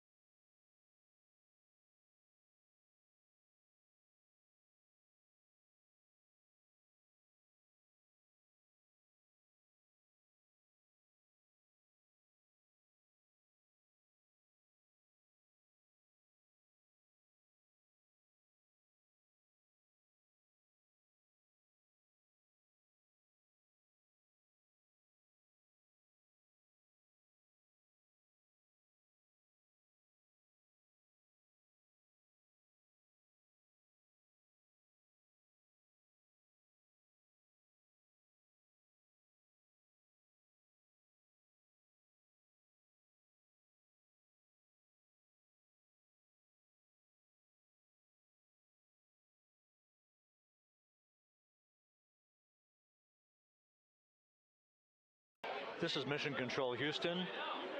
We're about an hour and 34 minutes since the textbook splashdown of integrity in the Pacific to bring home our astronauts. And with us now is Amit Kshatriya, the NASA Associate Administrator. Amit, a little bit of history made tonight, a little bit of history made over the past few weeks. Your thoughts as this team here basks in the glow of what they just accomplished? Yeah, Rob, we're here in the control center, and it's kind of overrun with jubilant folks in the Mission Control Houston, as well as engineering, and folks that just want to be here, part of it, as we watch our crew get extracted from the vehicle. And you know, my thought is always about these teams. The team that's in the water right now, pulling the crew out. The team here in Houston that worked so hard over the last 10 days, no sleep to get this done. You know, we still have some work to do to get the crew to the med bay here on the ship. They all look great coming out, so hopefully that won't be too long. You know, I think we saw the administrator on the boat too, giving his thanks to the Navy team on the Martha, which they're just an incredible group of sailors. I was able to visit with them a couple weeks ago. And then if you pull it all the way back to the workers and the folks that joined the rocket at Michoud, that made the heat shield tiles that held together tonight, that stacked the vehicle in Florida, that integrated the vehicle in Denver, that fired the engines in Stennis, that fired the boosters in Promontory. I mean, this is the entire team, coming together and being tested by the environment that this machine went through, and they did it right. The work was good. They did it right. You've said in a number of briefings, of course, and in other forums that this is just the first step. The cadence has to step up, as the administrator has indicated. Now, it's a little early for the full report card on how Integrity did, but did this mission ultimately, from your eyes view, exceed expectations? It absolutely did. I mean, I was waiting to talk about this until we're in the water, and I think we still have, again, work to do to bring it in and really kind of go through it bolt by bolt and see what we learned. But I mean, so far, given what we learned during the mission and given how we performed on ascent, on entry, I always think about energy in terms of the states that you worry about the most, and every time we put these machines through these incredibly energetic states, they came through. So I'm fairly confident that we made a big step tonight to get us on the path towards the surface. I think the path to the surface is open now. We do have to do all the work, and we'll make sure we talk about that as cleanly as we can. We learned a few things during the mission, but I have to tell you, this was an incredible test of an incredible machine. From an American psyche standpoint, the Empire State Building was lit up red, white, and blue tonight. Our coverage was seen on baseball stadiums around the major leagues. How captivating was this experience for the American people, for the world, in fact, as we returned to the moon? I have not been able to watch a lot of the coverage as we've progressed through the mission. I will tell you, just from my witness in Florida before launch, and then seeing the people's faces here, and then reading where I can about how things are going. I think this has been a gift to the world from NASA. NASA has given the world a gift, proving to folks all over the place, especially young people, and that to me is what this is really about. Young people, when they see what we can do when we work together, when we have teams that collaborate, that it doesn't matter how hard the problems are, we can solve them. I'm hopeful that Artemis II, as folks witness what we were able to do with this incredible crew, this incredible team that we've birthed into the world, scientists and engineers and artists that have been inspired by this. And even if they don't come work in the program, which separately they should come work in the program, because Lord knows we need the help, but even if they don't want to come work in the program, hopefully they grow up to recognize they can do amazing things when they work together and contribute to society and be good citizens and really change the way, the challenges that are coming in the world are overcomable if we work together like this. And one final question. Flying to the moon, we did it. We've done it again this past week and a half or so. But the engineering that went behind the design of this mission and the precision, the pinpoint precision of this vehicle entering that entry corridor, it's almost mind-boggling. Yeah, it is incredible when you think about the energies involved and the uncertainties involved. That when we inserted the vehicle into orbit, it was 99.2% down the middle. When we dropped the vehicle right on top of the fleet here, our guys knew exactly where to go, but the guidance was perfect. You know, it's interesting. I've got this question a lot over the last few weeks about, you know, we did this before 53 years ago, and you know that.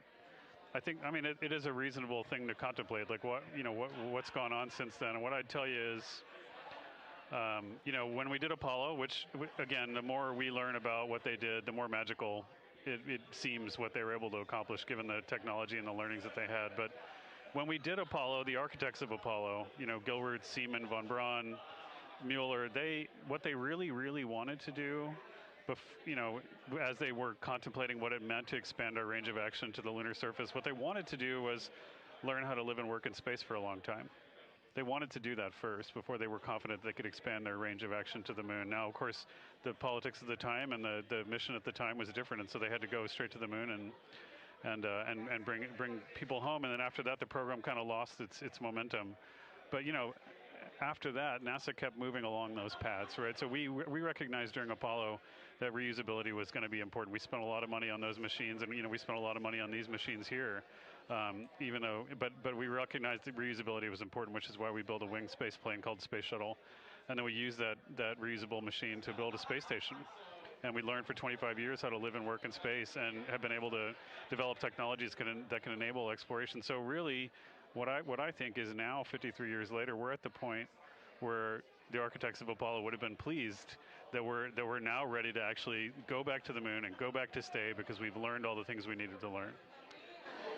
There's a lot of people pleased here tonight, and we really thank you for joining us. Amit Kshatriya, NASA's Associate Administrator, as we begin to hoist the crew onto the helicopters to head back to the recovery ship. Thank you very much. Thank you, congratulations, Amit.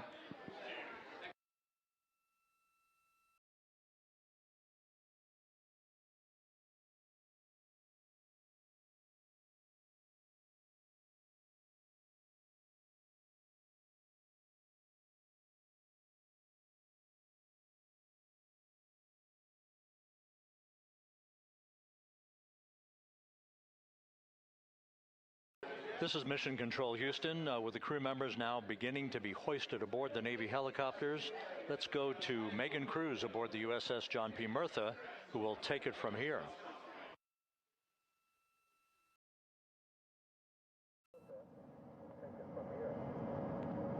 Hey, Rob, yeah, back on the bow of the ship here, we are seeing the helicopters circling Orion, the first one there, having just completed picking up the first astronaut. Helo 2 now, hovering just 40 feet above the front porch, lowering a recovery specialist out of the helicopter. That person will touch down in the front porch just there.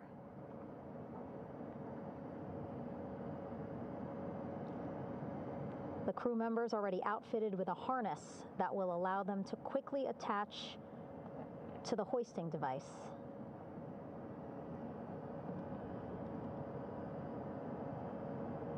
Look at the power of those blades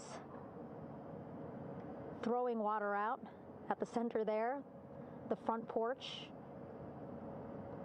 with now 3 astronauts and the recovery specialists.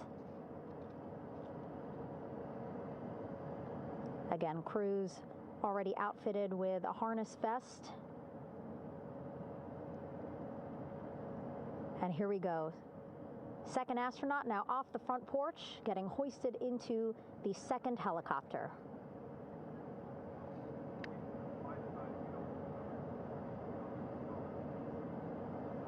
That helicopter will now hover just a distance away to give room for the first helicopter to come back and pick up the third astronaut.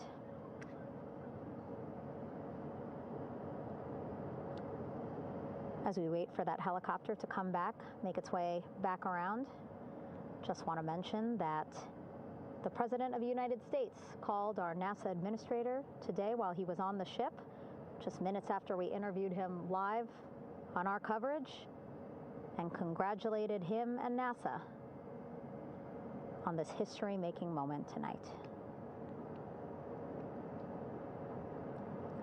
Helicopter 1 again hovering 40 feet over the front porch.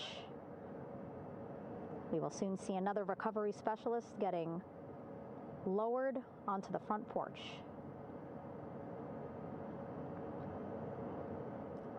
Wow, imagine sitting on that front porch, the wind, the water.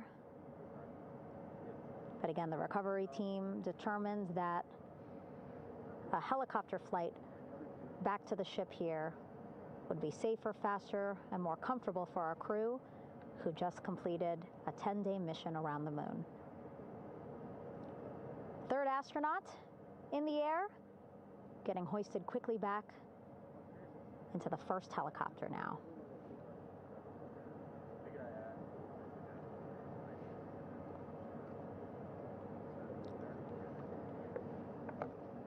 That first helicopter now on its way back to the ship here. We will soon see it land in just a few minutes.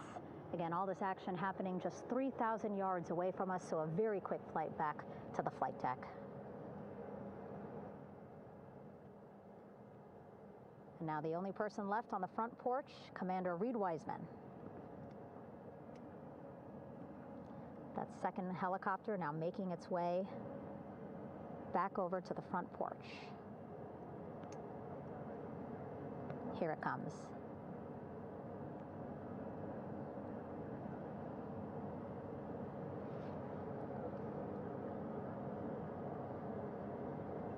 Making its final approach here.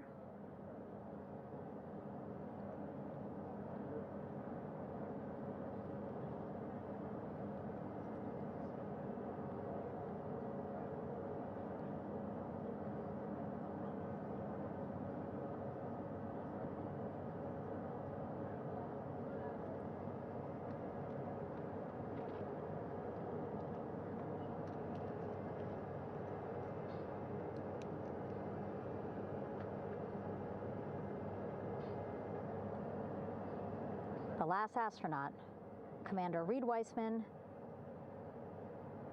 now off the front porch and almost into the second helicopter.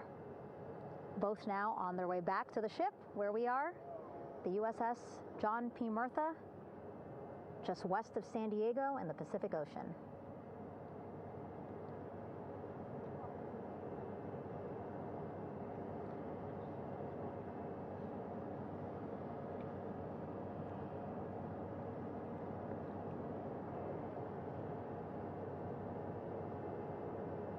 Exciting to see our 4 crew members minutes away from landing on the flight deck here on the recovery ship. 550 people on this ship, excited, ready, anxious, looking forward to welcoming this crew aboard.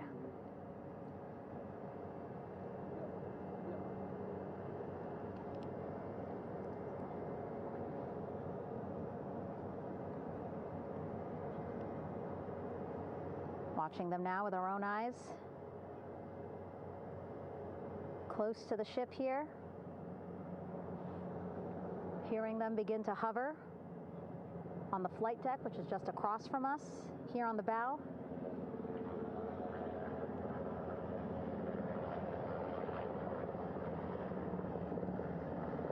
The first helicopter coming in.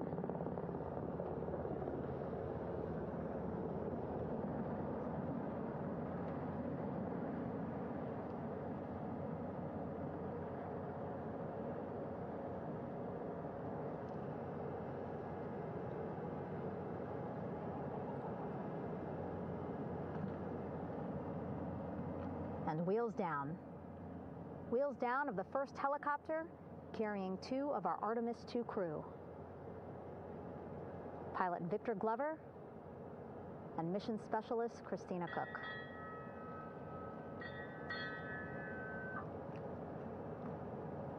Helo 1 on deck reported on the recovery loop. Again, the mission audio loops that the recovery team are using here to communicate with one another.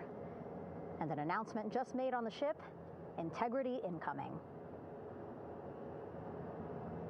2 more helicopters on their way to the flight deck, one carrying the crew, the other, one of our imagery helicopters.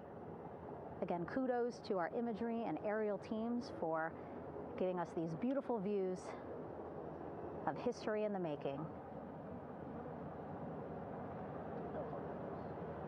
Set amid a gorgeous, soon-to-be sunset here in the Pacific Ocean.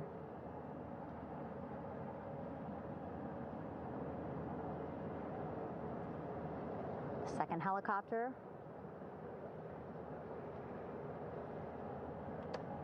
making its approach of the flight deck.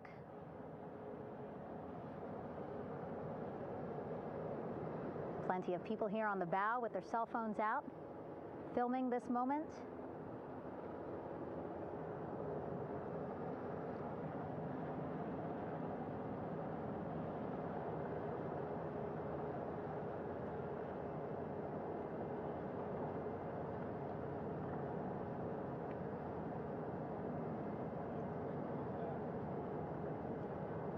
Some impressive flying here by the Navy,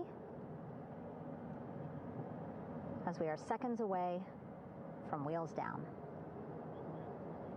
And there you go. We now have all 4 Artemis II crew members on the USS John P. Murtha.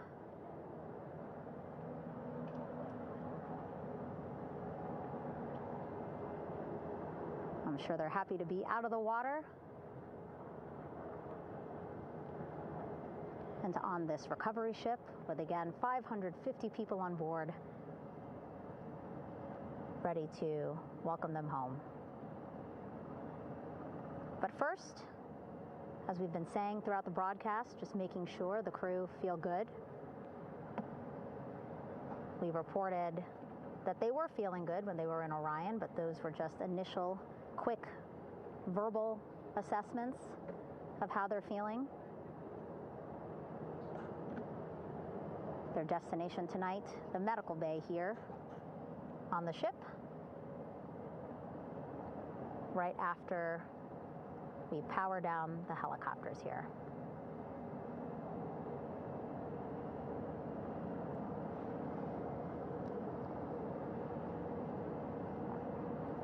The team on the flight deck working quickly but methodically.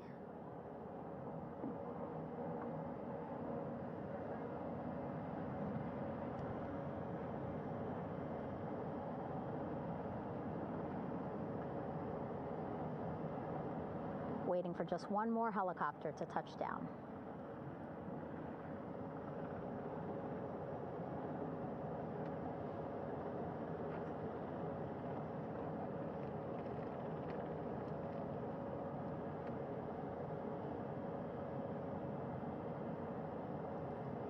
Very limited personnel here on the flight deck. Restricted maneuvering doctrine is in effect. As that third helicopter touches down.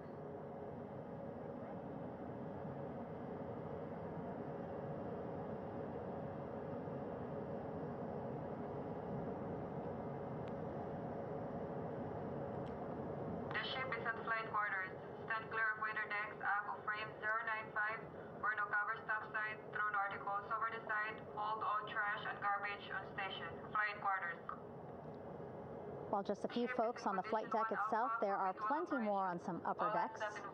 I see in some of our views a very packed crowd overhead. Announcements being made over the ship's loudspeaker system, reminding folks to stay clear of operational areas like the flight deck, so that teams can work quickly to get the crew off of the helicopters and into the medical bay.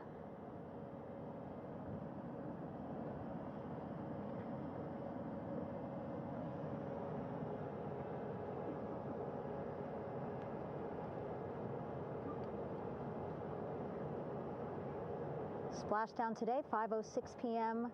Pacific time. We are within 2 hours of that splashdown time, and already we have all 4 crew members on the flight deck of the USS John P. Murtha.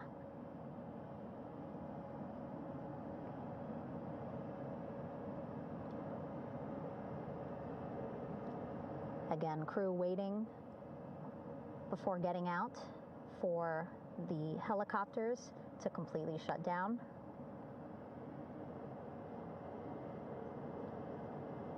Safety, of course, very important to NASA and the U.S. military.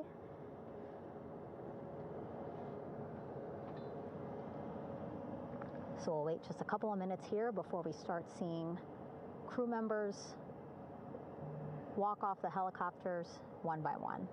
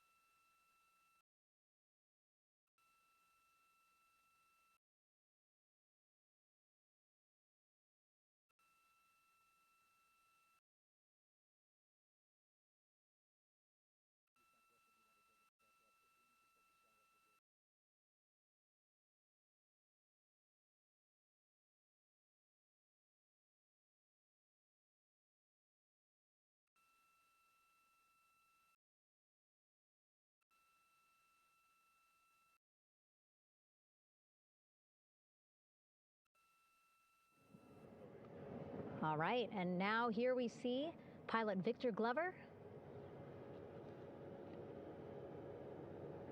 and mission specialist Christina Koch sitting on the edge of one of the helicopters, looking in great spirits. That familiar smile and laugh from Victor, I can see it from here. Christina, I'm sure, feeling the same way, just blocked a little bit by our camera here, but we'll see her here shortly. A photographer taking their pictures. Victor saluting folks on the flight deck. They look like they're in great spirits. Happy to be home, I'm sure.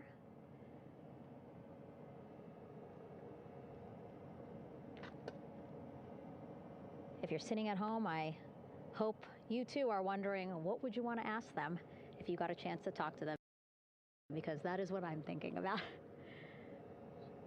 Getting the opportunity to talk to or ask questions of these 4 astronauts who just made history as the first crew to return to the moon since 1972.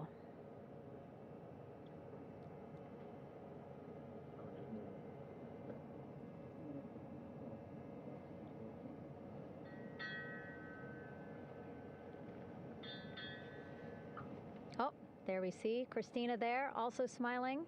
Finally peering out, waving at the cameras. Hello to you too, Christina, yes? Welcome back. Welcome, welcome home. A loudspeaker announcement on the ship saying, "Welcome home, Integrity."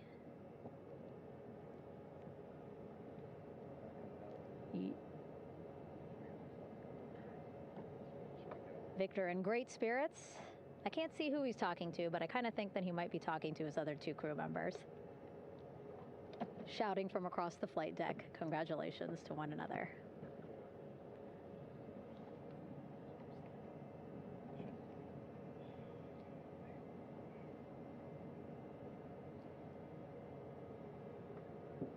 And so now we see some Navy personnel walking up to the helicopter.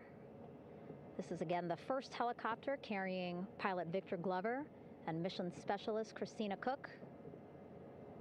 Both have taken off their helmets now.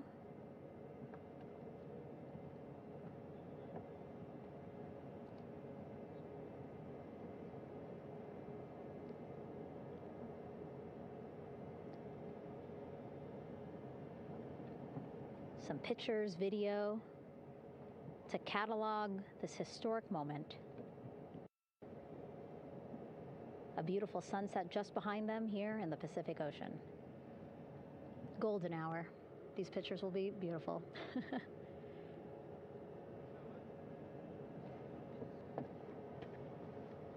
Now we see NASA Administrator Jared Isaacman. He is on the flight deck, as well as flight surgeon Rick Schuring walking over to Victor and Christina first. We saw the administrator walk over to the other helicopter, which is carrying Commander Reid Wiseman and mission specialist Jeremy Hansen.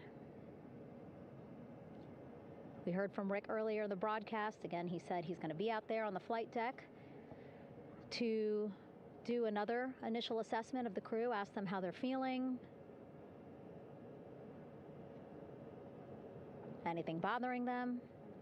But again, from what I'm seeing, they look like they're in great spirits and feeling pretty good for folks who just traveled 695,000 miles from Florida to the moon and now here to the Pacific Ocean.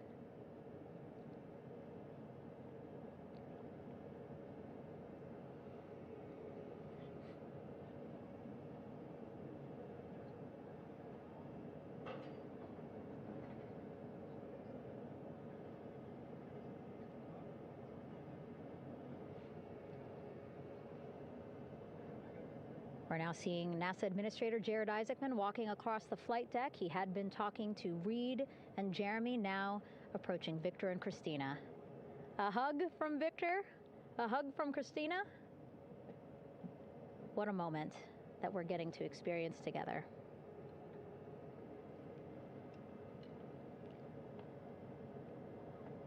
I'm sure congratulatory words. You know, we got to speak to the administrator live on this broadcast as well, and he said the kid in him right now, giddy, absolutely giddy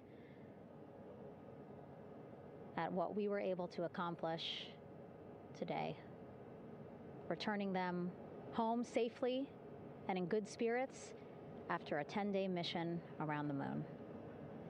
And here we go. We're seeing Jeremy walking, waving across the flight deck, now on his way to the medical bay.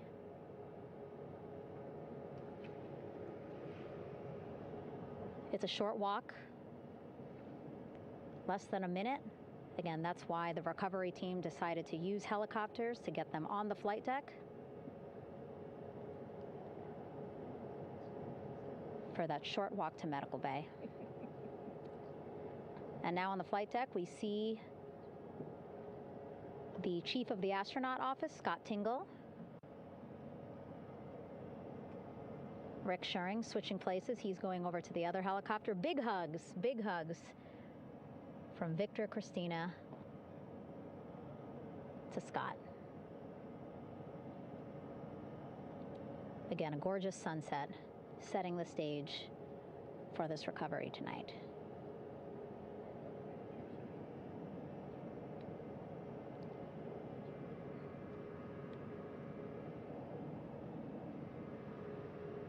All right, and now here we are, Christina,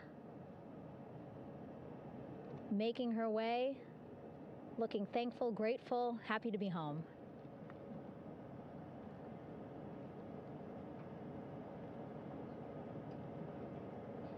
You can see she's looking up. Again, lots of people, just a few levels up off the flight deck, welcoming her home.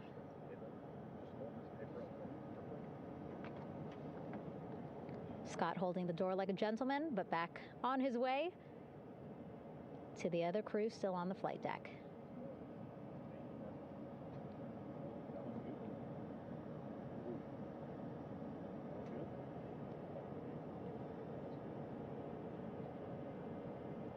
So still on the flight deck, Victor Glover and Reid Wiseman.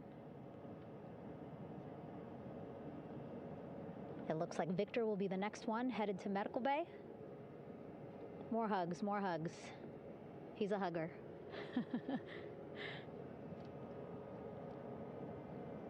Victor looking good as he walks across the flight deck.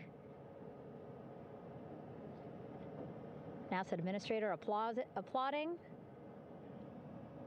Victor applauding for all the folks on the ship with him who played a role in their safe return today.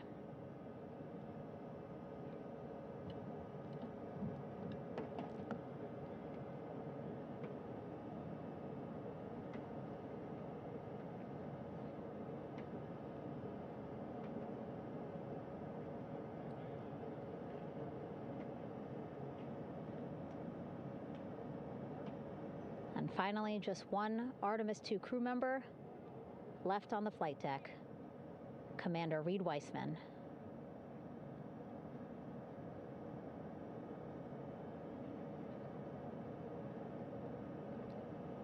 Applause from the group there on the flight deck, I'm sure, as well as on the level just above them, packed with people. Reid looking good as he takes his steps towards the medical bay.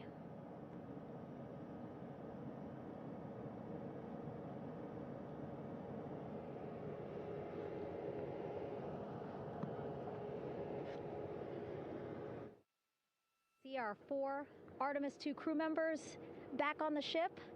Again, now they will head into medical bay, where they will be assessed by flight surgeons from both NASA as well as the Canadian Space Agency. A more in-depth assessment. When they get to medical bay, they will each have their own nurse. They will be helped out of their suits. And then again, we'll check to see that they're feeling good. Make sure it's not just adrenaline, but that they are feeling good from their long journey back from the moon. Beautiful shot of that sunset, illuminating our flight deck.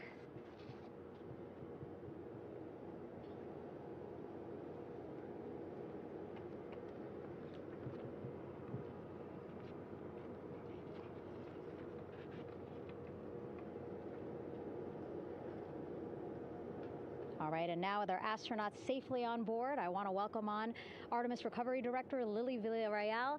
Lily, I don't know how you must be feeling right now. Ecstatic, relieved? So ecstatic, relieved. Of course, we still have to bring the capsule into the well deck of the ship, but this is a major milestone to have the crew here on the ship and in med bay. You know, our team has been preparing and working really hard, and I'm just so proud of them all. Everything went very well, just as planned. Our teammates in Houston, the flight control team was just amazing. We were able to have great conversations and communications about everything. And I don't know what else to say. I'm just so ecstatic. It's such a wonderful feeling to get to this point. Again, we still have to get the capsule, but this is huge for all of us in landing recovery, and I couldn't do this without my team, and of course the full support of the U.S. military. There's going to be lots of, high fives when we get the capsule back in, and I'm so happy that the crew's doing well, Orion's doing well, and thank you for everybody watching. Yeah, it was great to watch the crew come back to the ship with you. How were you feeling when you were seeing them looking so happy to be home and feeling really good? The funny thing is that we had video of them from inside the Orion vehicle. They were like that from the beginning. When we opened the hatch, they were already out of their seats, having a good time, waiting for us to open the hatch. And they opened the hatch, and of course we did the first medical assessment. Everybody was doing very well, and they were just having such a great time with the medical team that was inside the capsule. I think they were all taking selfies with the phones that they have, probably talking about what they saw, and it was just smiles all around. They were having such a great time. And then we put them on the front porch when we were ready to put them on the front porch. And again, you could see they were just so ecstatic to be home and talking to everybody. So we were very happy to see all of that in the control room of the LFOC. How remarkable is that? Again, if we think about their journey, the 695,000-mile journey around the moon and back, coming back at 30 times faster than the speed of sound. I mean, how remarkable is that they are in such good spirits? I mean, this is an amazing crew. I think you guys have seen it for the past 10 days. They're wonderful people, and we're so happy that they brought us along on that ride. And I can't wait to see all the additional videos and pictures that they have that, we'll get a hold of now that they're back on the ground. And I can't wait to hear how, a little more than what we saw on the press briefings from the crew about what they saw It's just fantastic. You know, some of my favorite people around this 10 days was the science team and how excited they were.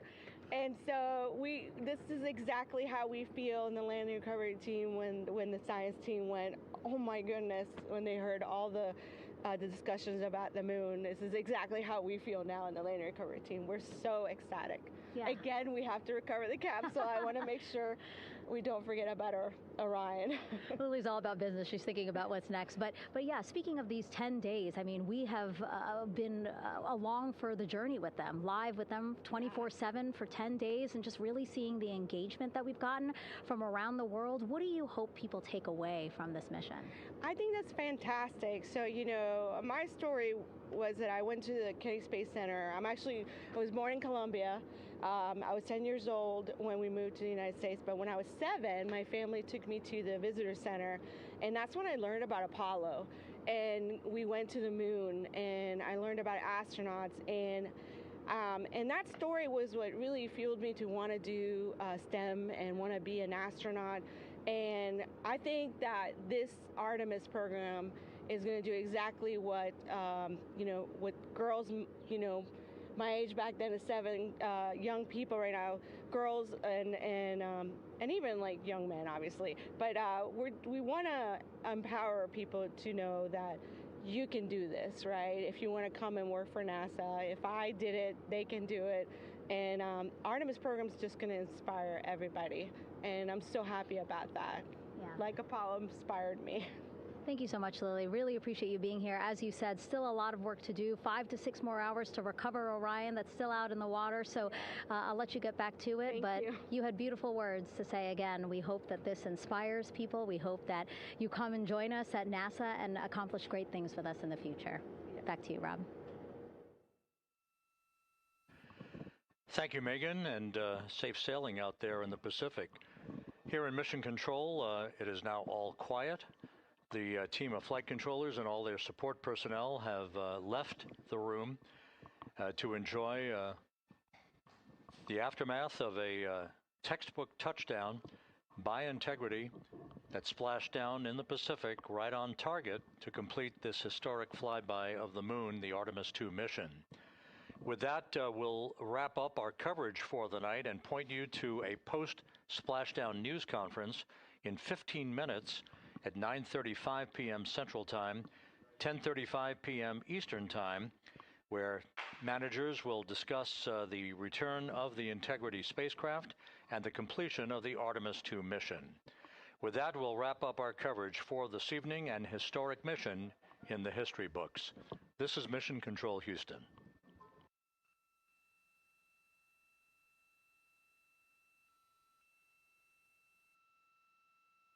Main chute deploy. And we have 3 good main chutes. Integrity splashdown, sending post-landing command now. Splashdown confirmed. Copy splashdown, waiting on VLDR. Splashdown confirmed at 7:07 p.m. Central Time, 5:07 p.m. Pacific Time.